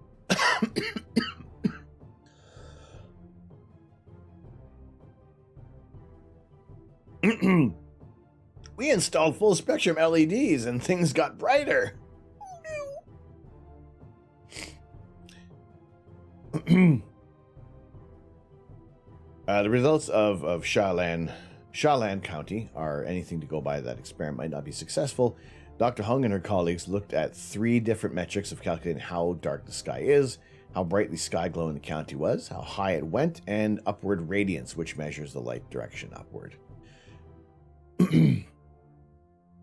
Several tools were needed to comprehensively calculate the differences in light pollution. First, the National Park Service has a night sky camera, which allowed the researchers to take simple before and after pictures of the night sky in Chelan County. More data was then collected by the Visible Infrared Imaging Radiometer Suite, VIRS, which is located in the Suomi National Polar Orbiting Partnership satellite. It's easier to focus LED on a target with less stray pollution. Again, it's a fixture choice. That was one of the things that we were having issues with in our town back in Colchester, was that these LEDs were just like, it was everywhere. There was nothing directing it down to the street, so you could see this glow around the town. It was so, pardon me, so ridiculous. There are downsides to no light posts. Ask the deer you hit in your tundra last week. There's got to be a good balance. So that's what you need that balance. Easier solution, a 2-watt laser to the photocell. We did have that. I did have one of the little pen lasers. We tried that on one of our street lights like ages ago. I was in high school. And like it would like kind of dim for a little bit. So I guess it wasn't a powerful enough it was like a little cheapo pen thing. Yeah, so as long as they start to if they realize that this also goes beyond astrophotography, it does impact wildlife as well, which if we are mucking about with the natural order of nature and how the like mating patterns and just sleeping patterns and animals that are nocturnal that really aren't sleeping properly and is ridiculous that we are having this impact on wildlife without actually directly targeting them. Or put them on motion sensors so they're off until a car drives by. They do it in parking garages. Why can't they do it with that? Like when they would, like when in my town, we would have like just a very, very small amount of the lights still on, so you could see a bit of the road. But it's like it made a difference on the sky, but it didn't make that much of an impact on the ground for us. Whereas I was like, oh, I wish all these streetlights were on. It wasn't a bad thing for us, and I think that was the more. I would just like to see more towns adopting that schedule for the lights. What about purple LEDs? You've seen some towns start using them. There are interesting conspiracies surrounding their uses too. Like almost like UV lights. The circadian rhythm. Thank you. Light pollution is detrimental to animals, including humans. And that's what, like, mucking up your circadian rhythm is, you're not going to function properly. And maybe some people say, I don't need to have that much sleep. I don't need to have that. I'm good on like 45 minutes of sleep and I can function for the rest of the day. Yeah, but for how long? It's not a sustainable lifestyle to try to hold up. You know what? I used to pride myself on being able to stay up late and then sleep for a couple hours and get on with the day. And realizing, like it is nice to have a decent quality sleep. Like it really mucks up the day sometimes. Basically equating the purple colors to calming effects being visible spectrum fluoride to keep populations complacent. I mean, I could turn these lights off.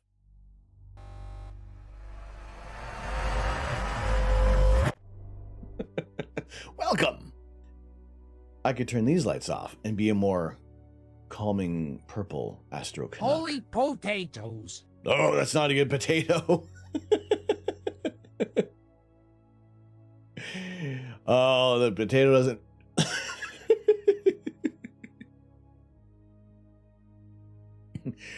Do you want to obey now?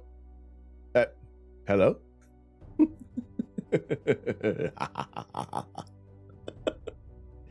No.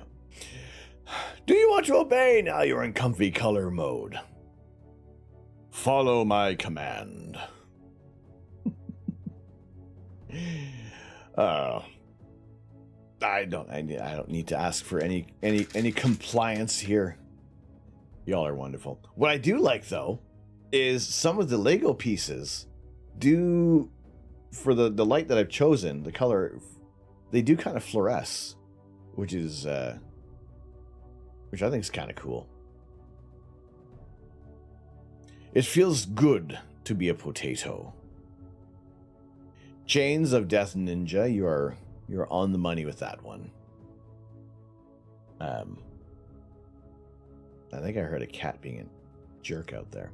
All your 30 lights in your house are LEDs. You love making them all red at night. It's like sitting in a submarine in your bathroom. We do have our red light scene as well. One single lamp. Yours are all red right now. Join the Red Light Club. Not the district. Bloodbath. It has a... All right, my camera doesn't seem to like the red, or at least I need to be looking at the camera more. You were an installer of sports lighting back when metal halide was king. Environmental fixtures for those exist, but have to be 2 or 3 times as thick for those giant lamps. The same effect for flat LED panel is a fixture of only a few centimeters thick. So yeah, LEDs can be more efficient, they can be cheaper, they can take up a lot less space. However, it really mucks up with a lot of the light issues. Yeah. On the light pollution front, you wish you could class action lawsuit the government and sue the crap out of them for causing it and making it worse with all these LEDs. Give it a go? Like, is someone going to have the chutzpah enough to do that? Because I think there are some other smaller changes that are being enacted, talking about maybe trying to make improving the way how automobiles are made and rolled out to not have such an impact on the environment. And that's always that's what we are looking forward, that's what we're looking toward, to maintaining a healthy environment for us at home, for us around the world. It's largely important for us to... Oh, sugar lumps.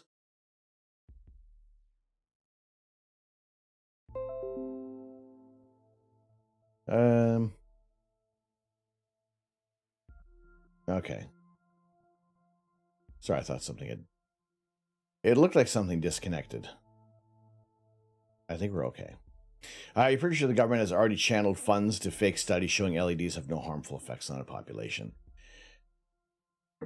It's just that it seems to be so widespread and so widely received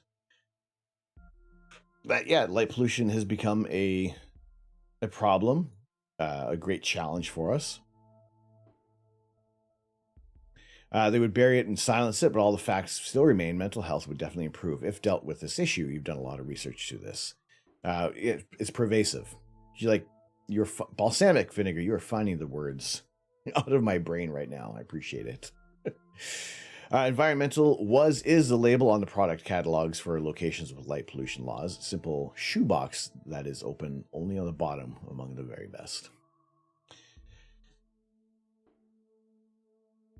So it is, it goes beyond us complaining about our conditions for astrophotography and having, missing out on the night sky. I think just even that general curiosity about the night sky.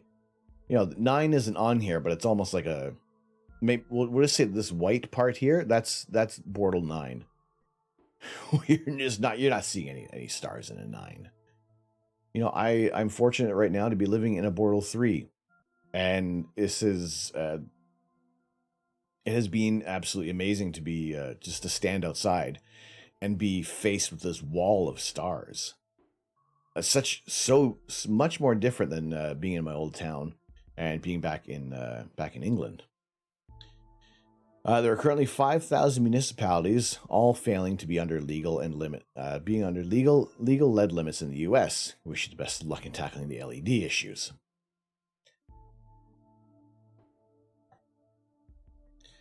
And I know the shrug is all I can offer right now because I wouldn't even know where to start as a single citizen. That is a problem. They get the scientists that will confirm to their wants rather than the truths and across the board when it comes to science today. And it's those people that damage the public's trust in science as well, which is always frustrating. You don't remember the last time you saw that many stars in the sky. I mean, I had to do a lot of moving houses to get to this point. These aren't my images, by the way. These are comparative images that have been compiled by Astro Backyard.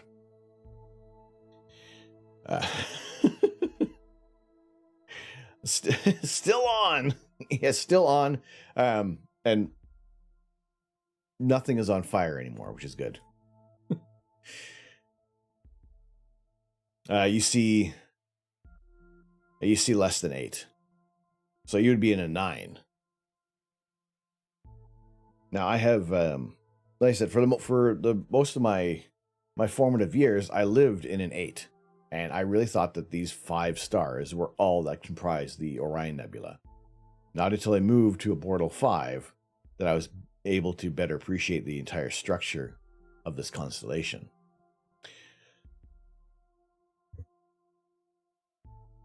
Yes, there was fire in my face. We had our slice of pizza with a ghost pepper on it. And yes, the burning has stopped, but my mouth, it still knows. It still knows there was pain. Charts and everything say you're a 4.5 to 5, but you think it's more like a 6. I would say that once my town replaced our lights with the LEDs, that yeah, we became a 6. The only saving grace was that they would turn the lights off at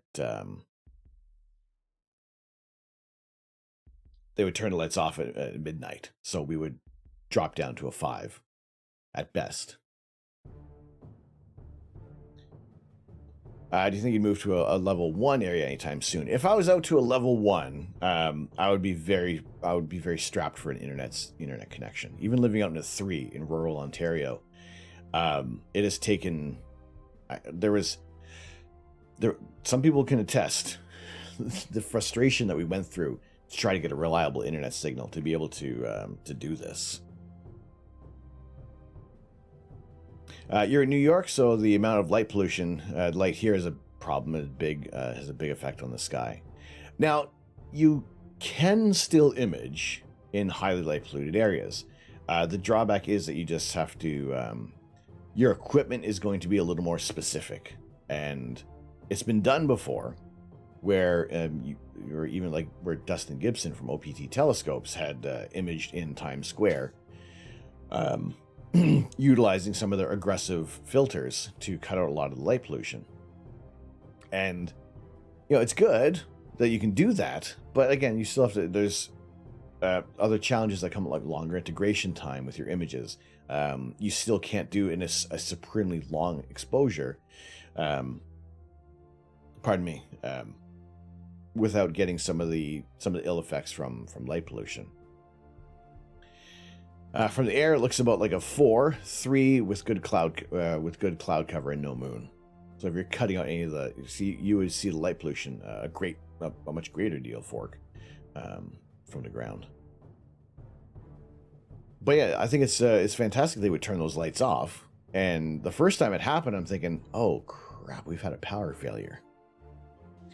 And then no, I realized that it was just because that was a thing they did in the town, which I wish that more places would adopt that. So right now, I don't think you can't. No, we can't see any little bit of light pollution.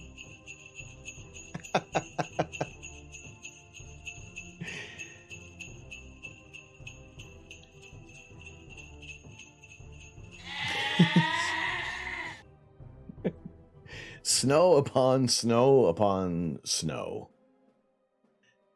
Right. So yeah, we can't see a darn thing. Third Rock, you're being in the Pacific Northwest. For you, to get dark skies, you got to drive 200 to 300 miles. And even then, it's only Bortle 4.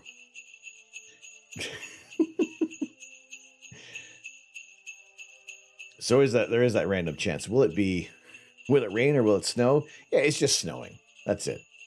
Currently, we are at -3 degrees Celsius. We're expecting 25 centimeters of snow this weekend. That doesn't look promising for any kind of astrophotography. I don't even know what does our forecast look like for the next few days. There is, this is frustrating. Monday, throughout the day, we have clear skies. And then maybe Monday night, if this holds up, if this will actually clear, this high pressure system maintains, maybe Monday night. You had 90 Fahrenheit today. Holy potatoes, really. I am closer to Toronto. I am about 3 hours, about 3.5 hours north of Toronto now. So getting away from the major city. Since you're in London for capturing, what light pollution filter would you recommend? I was using, I use the Astronomic. Let me write it down there.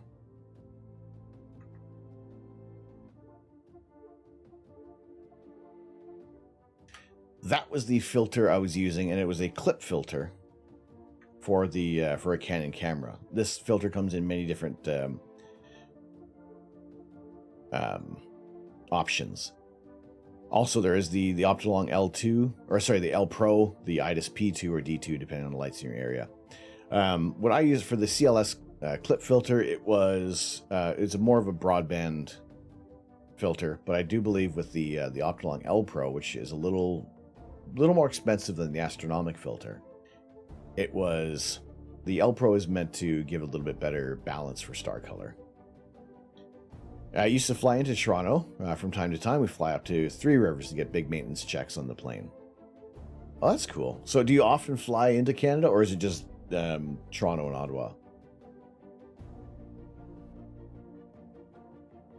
But yeah, if you check out those filters, we do use the L Pro filter, and that is I can't remember if we used the L Pro for this image on Orion. But the L Pro, it's a broadband filter, so we're letting through a lot more of the visible spectrum. So whereas when we're shooting with a narrowband filter, in better sky conditions, this would be a little more prominent. This is only like a 12-minute exposure on the Christmas tree cluster. Whereas when we used it with the L Pro filter, the stars look awesome. I do recommend the L Pro. It is well worth the money. And just what I like is the spectral lines that you get from the diffraction spikes. And it just makes everything look nice, and it just seems a little more crisp. But again, the star colors, we get some of the blue color from the stars. We get the orange. We get the white light from the stars. And I say this that filter does a really good job. And especially with the little amount of light pollution we have, we can get the reflection nebula and still get some discernible information from the hydrogen alpha. Not anymore with no vaccine. You did Toronto, Ottawa, Montreal, Calgary, Edmonton, and Halifax.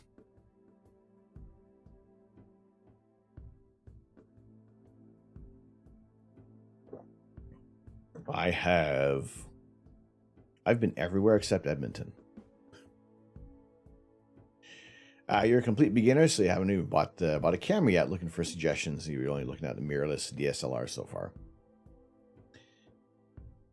So yeah, and there's going to be all certain levels of astrophotography.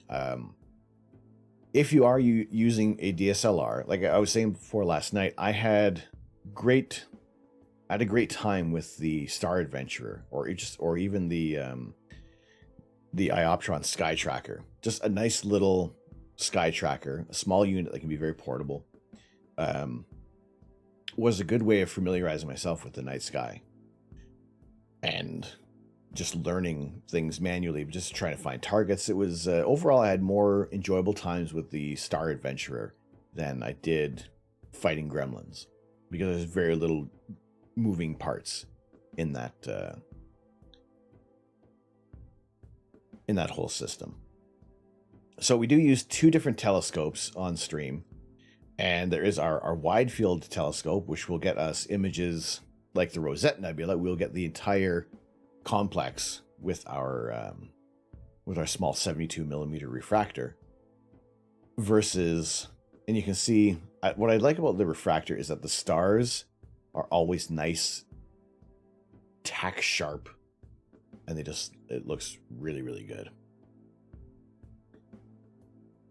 Versus when we use our larger telescope and we can really zoom in on the Rosette Nebula and really pick out some of the finer details, but at the sacrifice of missing a fair portion of the nebula.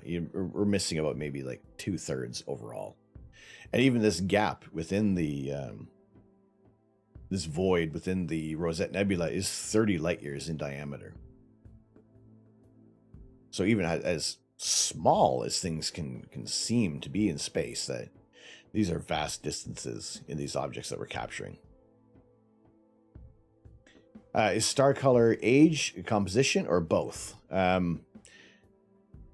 Most likely when you're going to be, a lot of the blue stars are going to be younger, and they're going to burn hotter. The red stars, some of the red giants, they are, it'll depend on their composition as well. Stars that are metal poor are going to be older. Stars that have more of the heavier elements are going to, and if they're larger, depending on the size compared to our sun, I think it's 40 solar masses, and you will say that star will become will end in a supernova, versus our sun will shed its outer layers, become a planetary nebula, and this eventually be a white dwarf. All right, Deadly Fark, you're off to bed. Thank you so much for joining us today. Always good to see you in here. If we don't see you again soon, fly safe. Look forward to seeing you again on our next stream. What equipment upgrade made the biggest difference when you were starting out? I would say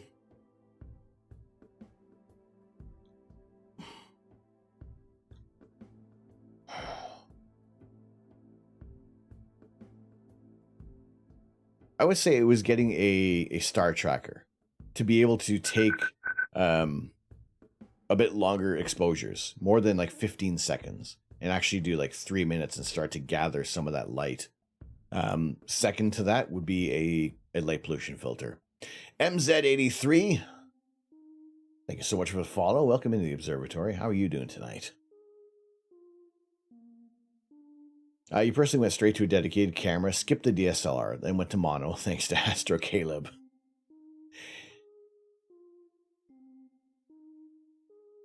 Caleb is oddly influential. I'm waiting for that monochrome version of the 533, the ASI 533 to come out. It is a very attractive camera. The camera that we're using now is the ASI 533 MC Pro, which is a cooled astronomy dedicated camera. It needs to be connected to a device like your computer or something like this with their with the ASI Air. This is ZWO's Raspberry Pi product. And it allows you to control your telescope, your camera, your mount. Well, the mount and your cameras, the telescope itself, unless you have like an autofocuser. That's about as close as you can. But yeah, Third Rock has some great experience as well with the astrophotography equipment, as is Astro Caleb and many others in the chat. So, always Carly does feel free to pick brains, ask questions. It's going to be your own personal journey to what you're going to do, and it's going to depend on your budget and your ambition and your want of imaging the night sky. That's going to change the way you choose what bits of equipment that you're going to be getting. I feel when I was first looking into telescopes, I was intimidated by the equatorial mount, and people saying, "Oh, polar alignment can be so difficult. It can cause so many issues." In the end, once I did my polar alignment with my Star Adventurer, it wasn't as daunting as I thought it was. The only thing that was a bit of a pain was the weird angle I had to sit to get my scope polar aligned. Just the combination of the elevation of Polaris, my height, and just having to sit at a weird angle with the topography of my back garden. It was an English garden, so no, it wasn't like level anywhere. There was no point. Everything was like a very precarious balancing act around the whole yard. I've used ZWO and QHY cameras. Personally, I like the QHY better. So what do you enjoy more about the QHY cameras? I'm not against them. I just always found it was easier with the whole ZWO product to integrate with the ASI Air. Polar alignment has never been an issue for you, but you haven't been to the southern hemisphere yet. Yeah, that's true. I have a device. It's not in the office at the moment. It is the QHY Polemaster, and instead of using your eyes, you can use your computer to do your polar alignment. And I found that device was incredibly helpful. Where I was taking like maybe 10-15 minutes to get polar aligned before, and after using the camera, I was down to like 5 minutes, and I was aligned and good to go. It was very accurate, and like the mount I'm using as well holds its alignment very, very well. I may redo my polar alignment just to check if anything has moved, because there have been some windy days, but for the most part, everything is really good. I can't stress how helpful the whole community has been. You've learned something new today, even with how LEDs aren't as great as advertised, but definitely like you just said, it's all a bit of intimidating when you're starting off. And it's like, I felt for me, getting a used telescope off of eBay for that Celestron 127 SLT. It wasn't the best mount or telescope for doing astrophotography, but it got me to learn the night sky. It would point to where the targets were. I could use it as a visual scope. I could use it for some astrophotography. Looking at the moon, that was great with that scope. Looking at like going for galaxies was pretty tough. And it was a very long focal length, so definitely you would need to be able to guide with it. But it was a great introductory piece. I held on to it for quite a while, and not too long before I moved back to Canada did I sell that one on in support of getting another telescope, the 8-inch telescope that we're using this season. So yeah, it's some people will collect their telescopes, other people will be they'll buy some and they'll trade some in. They don't get too attached to a certain scope, but again, it's one of those things down the line. You're just going to you kind of get the rhythm of how you are doing your astro imaging or just your visual observations, and you really start to learn what your goals are for this hobby, for this lifestyle. Even if you are happy to be staying up all night looking around the night sky, taking a tour of like the Messier objects and some amazing bright targets depending on what scope you have, then it's just one of those things that you'll figure out what's your favorite target, what is what has become the crowd pleasers to show people and to share with your friends and family. And looking at the we on the moon a whole lot, but to be able to look at it and identify areas of where Apollo landing sites were, like you look at the Sea of Tranquility and know that in that spot there is the bits of equipment from the Apollo missions, and ground-based telescopes aren't going to be able to resolve Tranquility Base. But knowing that the 6-10 mile, I like to use these craters as markers for for a size comparison. We look at this, that's 6 miles across, that's 10 miles across for that crater. It's the evil nightlight, but without it we wouldn't be here. It is fairly important to have. QHY support is 100% better. The build quality in hand feels better. You have yet to have a problem with your QHY cameras. As there were with ZWO, he had past problems with the camera crashing, and the customer support is lacking. So it is. I haven't actually needed to deal with ZWO support. Knock on wood.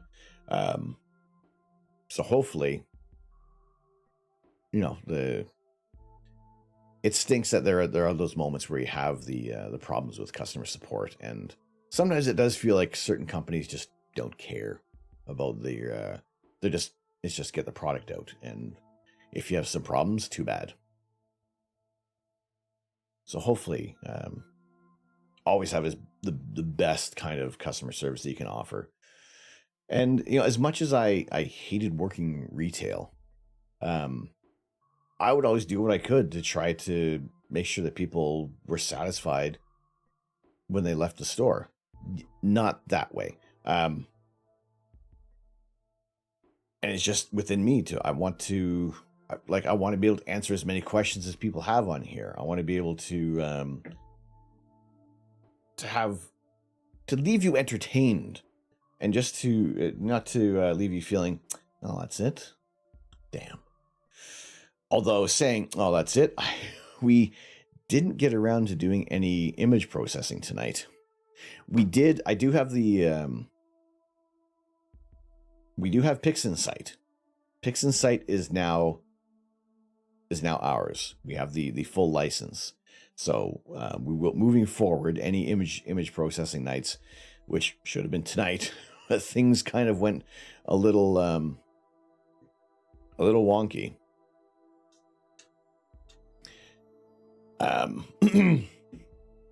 We'll do some more image processing. I would like to collect more data on M106.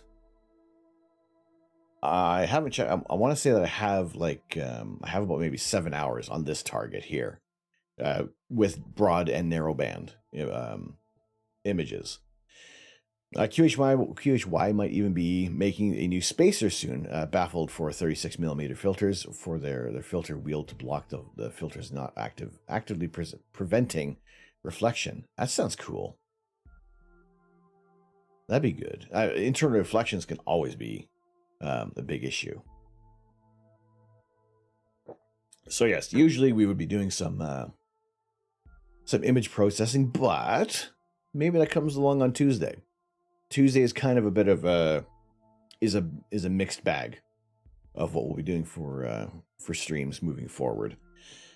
Tomorrow, about less than 12 hours from now, we will be doing a new Lego build. I'm going to have to pick which one it's going to be. Whether it'll most likely be a multi-stream build, because we've had quite a few where we've actually for the birthday subathon, we got like 4 sets completed, which is like unheard of. Although it did take like 10 hours. So that's what it takes for me to finish an entire set on stream. It's got to be like 8 hours or more. We did 8 hours for the International Space Station, and we had the birthday cake, we had the birthday clown, we had the where did I put the Mandalorian and the child.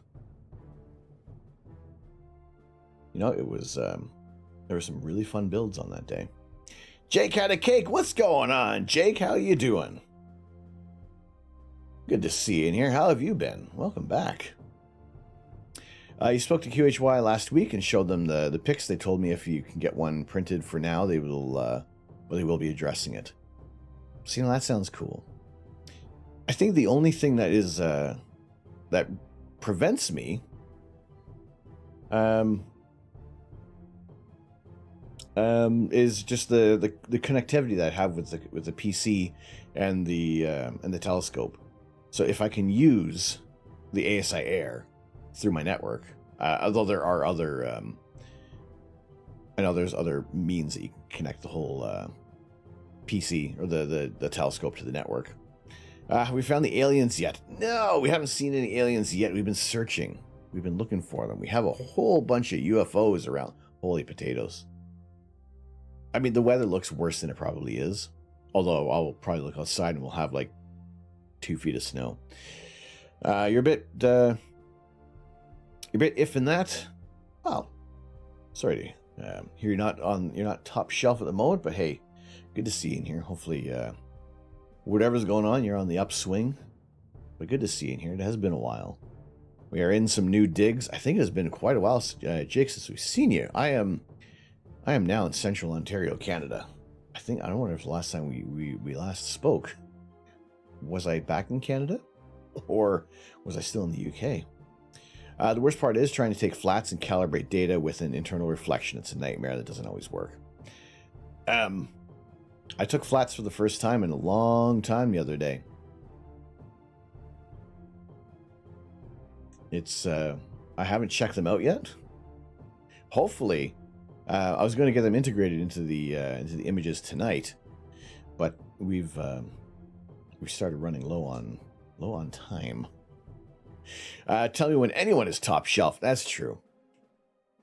It's all different levels of how we're maintaining everything, juggling how many plates.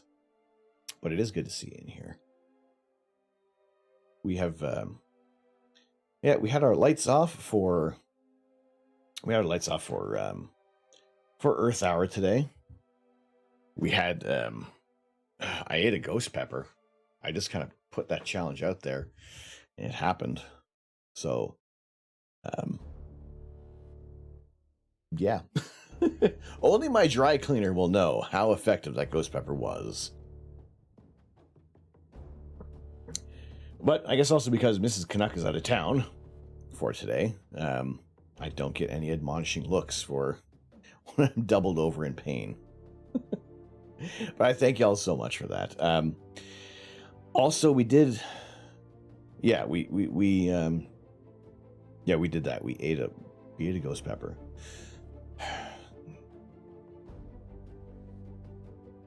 I can feel it working its way. Yeah, it was a whole one. It was a whole ghost pepper. Got the hiccups and everything. Ghost pepper in the dark sounds legit. It's yeah. I think you can still see a little bit of reminiscent sweat. So yeah, definitely having to have a shower before before the stream tomorrow. Clean myself up for you guys, right? Not to scare Carlitos, but however, 80% of astrophotography is troubleshooting. Yeah, it can really feel that way sometimes. But when everything works great, you wonder what the heck is going on. Galaxy God. What's going on, Galaxy God? How you doing? Thank you so much for the follow today. Was there a YouTube vid on it or something? For the ghost pepper? There may have been a clip. I don't know if someone may have clipped it tonight. Starting to realize this seems you guys have superpowers doing this. There's no real superpowers going on here. It is just the unyielding patience that we in search of that awesome image and taking a look at the night sky. And knowing that the gremlins are only temporary.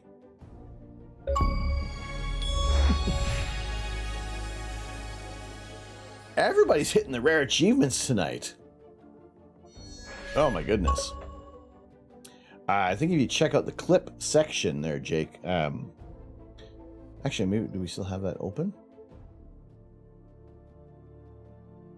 Oh, why do I? Oh shit! Oh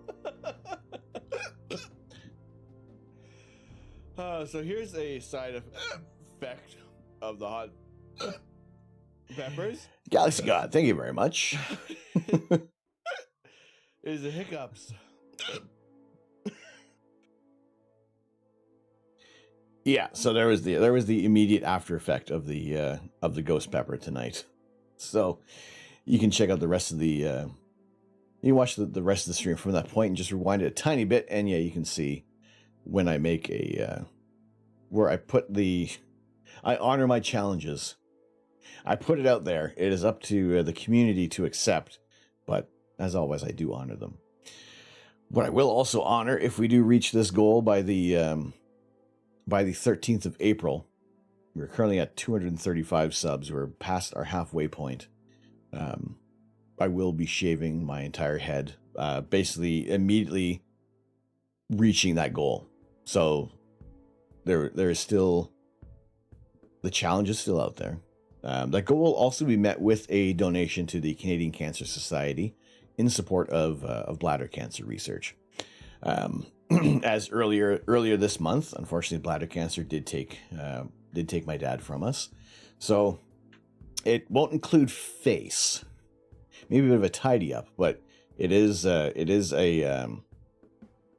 head. It is okay. Here up, the cranium, not the entire cabeza.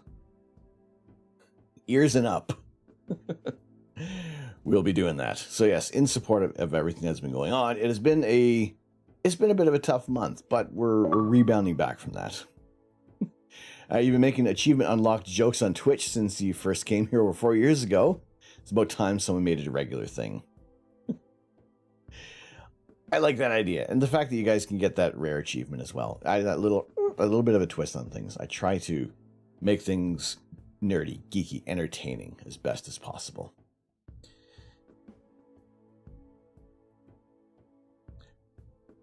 Just joined the Discord. Defo feels just like a safety net. Well, it's always happy to provide a place for evergreen content.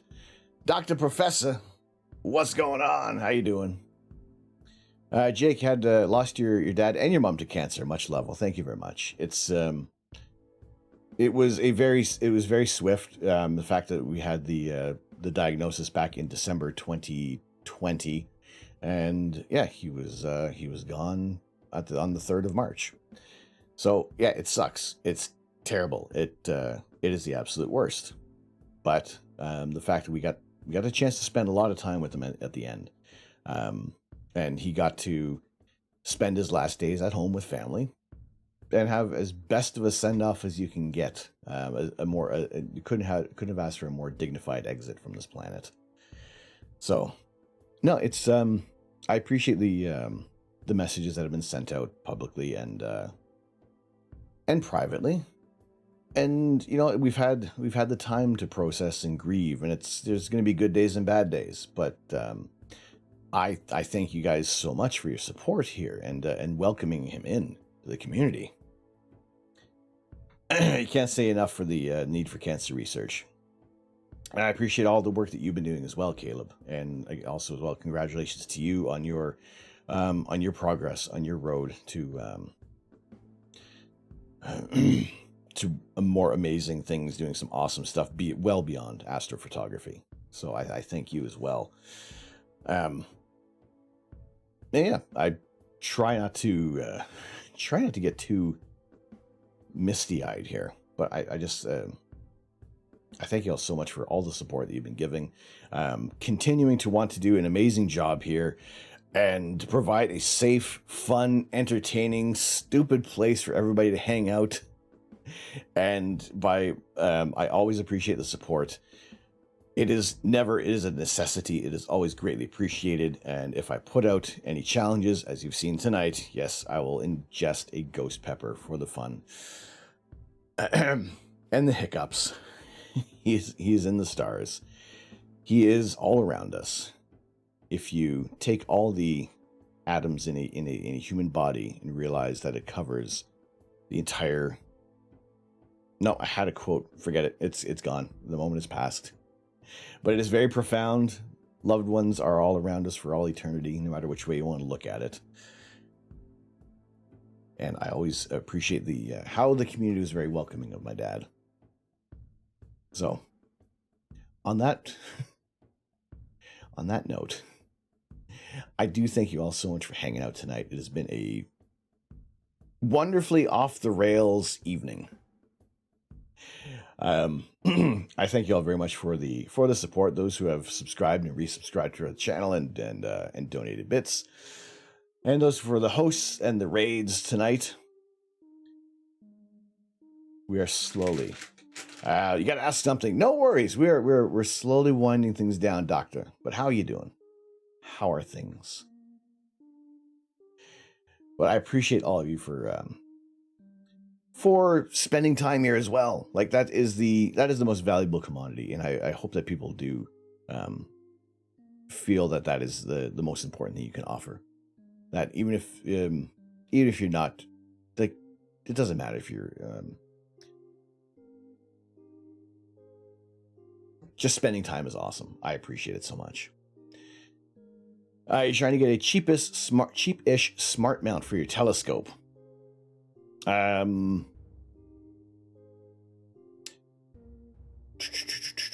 was, I don't know how much it is at the moment. There was an Explore Scientific mount that Steve, pardon me for Ontario, Ghost Peppers are coming back. Steve from Ontario Telescope and Accessories was talking about last week. That could be controlled.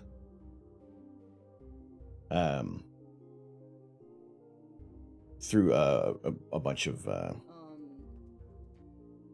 different options. Maybe a phone mount because of camera. Your dad had this fantastic poem. Thank you for giving me this day. Thank you, Stardust, for making me this way. Because we are made of stardust. We are a way for the universe to know itself. The brand was Explore Scientific. I like that, Jake.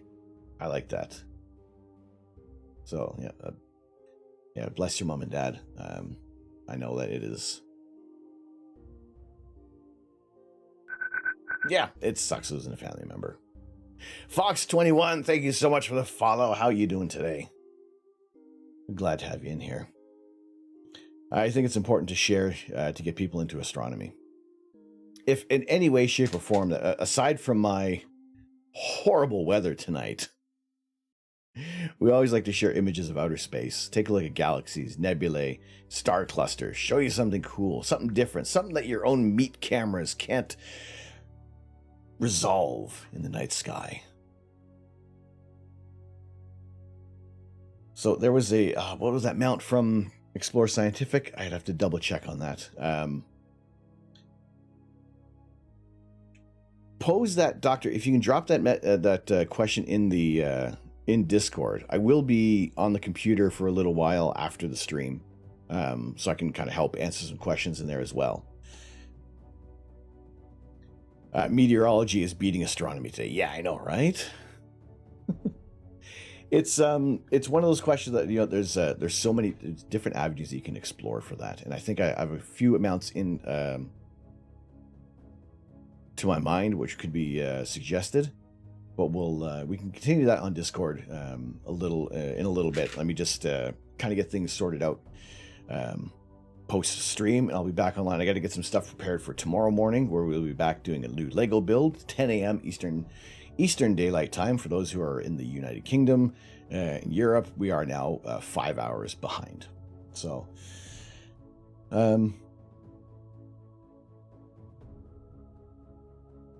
yeah, we will be checking that out in a little bit. But no, I'm still happy to answer those questions, and there are other people who will be able to answer that as well after I go to bed. So, yeah, I do appreciate you guys very, very much for hanging out. It has been a very fun evening tonight. We didn't get to do everything that we wanted to, but then again, things can wonderfully go off the rails, and it is always a fun time over here. We will be continuing the fun tomorrow morning. What is our Lego build going to be? Like I said, it's going to be a surprise, because maybe I don't even know what it's going to be. So that's the other thing I got to work on, is whenever I choose what Lego set we're going to build, I do try to tailor some of our channel point redeems. Any astronomical, exciting astronomical events coming up? What do we got coming up? There is currently, in the next few days, or the next day or so, you can, looking out to the east in the morning, you'll see a conjunction of Venus, Mars, and Saturn in the early hours. That is always tricky to capture in the morning, because I've gone after some targets, and yeah, we've completely lost the night sky, and it was ridiculous. Spending the whole time, and then just losing the sky from clouds. With the plain eye, you'll see them as, if you look at them with your meat cameras, it'll be like three distinctive dots. See if we can take a quick look at the eastern sky, the early hours. Yep, let's also hit the right key, shall we? So looking out towards the east, there you go. You get the Moon, Mars, Saturn, and Venus. If we turn on the atmosphere, they're going to be low on the east-southeast. And that's what you'd be wanting to look out for. Actually, that's kind of in like the next 24 hours.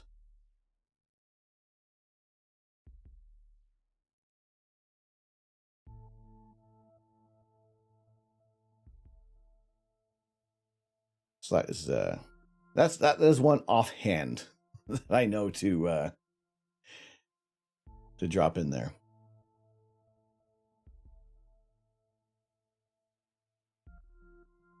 All right, so let's go see. I know who we're going to go raid. I know where we're going to go. All right. So I thank you guys so much for hanging out today and spending time. For those who are subscribed to the channel, that is our... I just discovered some servers want feedback. Why are you leaving? Why are you leaving? Because I'm in way too many Discord servers to keep up. Because I joined the Discord server to be polite, and now I'm going to back off for a bit, and maybe I'll join again. Everybody and their mum has a Discord. For those who are not subscribed to the channel, that is your raid message that we like to share. Sharing the love of Carl Sagan and our Earth. Enough derailing. No worries. That's all right. It's like 90% of what I'd love the stream to be. Like I have a small plan of what I want to do on stream, and then everybody else will wonderfully just throw things off. And I appreciate it very much. Once again, this is the link for Twitter and Discord, where we'll put up some announcements of what's going to be going on. So I appreciate you guys spending time here. We are going to go raid Lone Mountain Knife Co., creating blades, claiming to be Twitch's most okayest bladesmith. But I think it is awesome to see something like this being created on stream. Plus, this gentleman has an awesome beard, so I am happy to go check out an awesome beardsmith. So once again, thank you all so much for your support, for hanging out and spending time, and those who donated bits and subscribed and resubscribed to the channel, as well as Astro Halther for the raid, as well as SI 3D Printing for hosting the channel tonight as well. It is greatly appreciated. Hope you guys have a very good evening. I will be sticking around in Discord for a bit and kind of lurking a little bit in Lone Mountain Knife Co. So yes, I appreciate you guys so much. We will be back tomorrow morning with our Lazy Sunday Lego stream. Yogurt Garros, thank you so much for joining us. Always wonderful to see you guys in here. As always, I have been Tom. I am the Astro Canuck. I'm not here to change the world. I'm here to share the universe. Have a very good evening, a very good morning, a very good night, wherever you are, and we will see you real soon. Take care.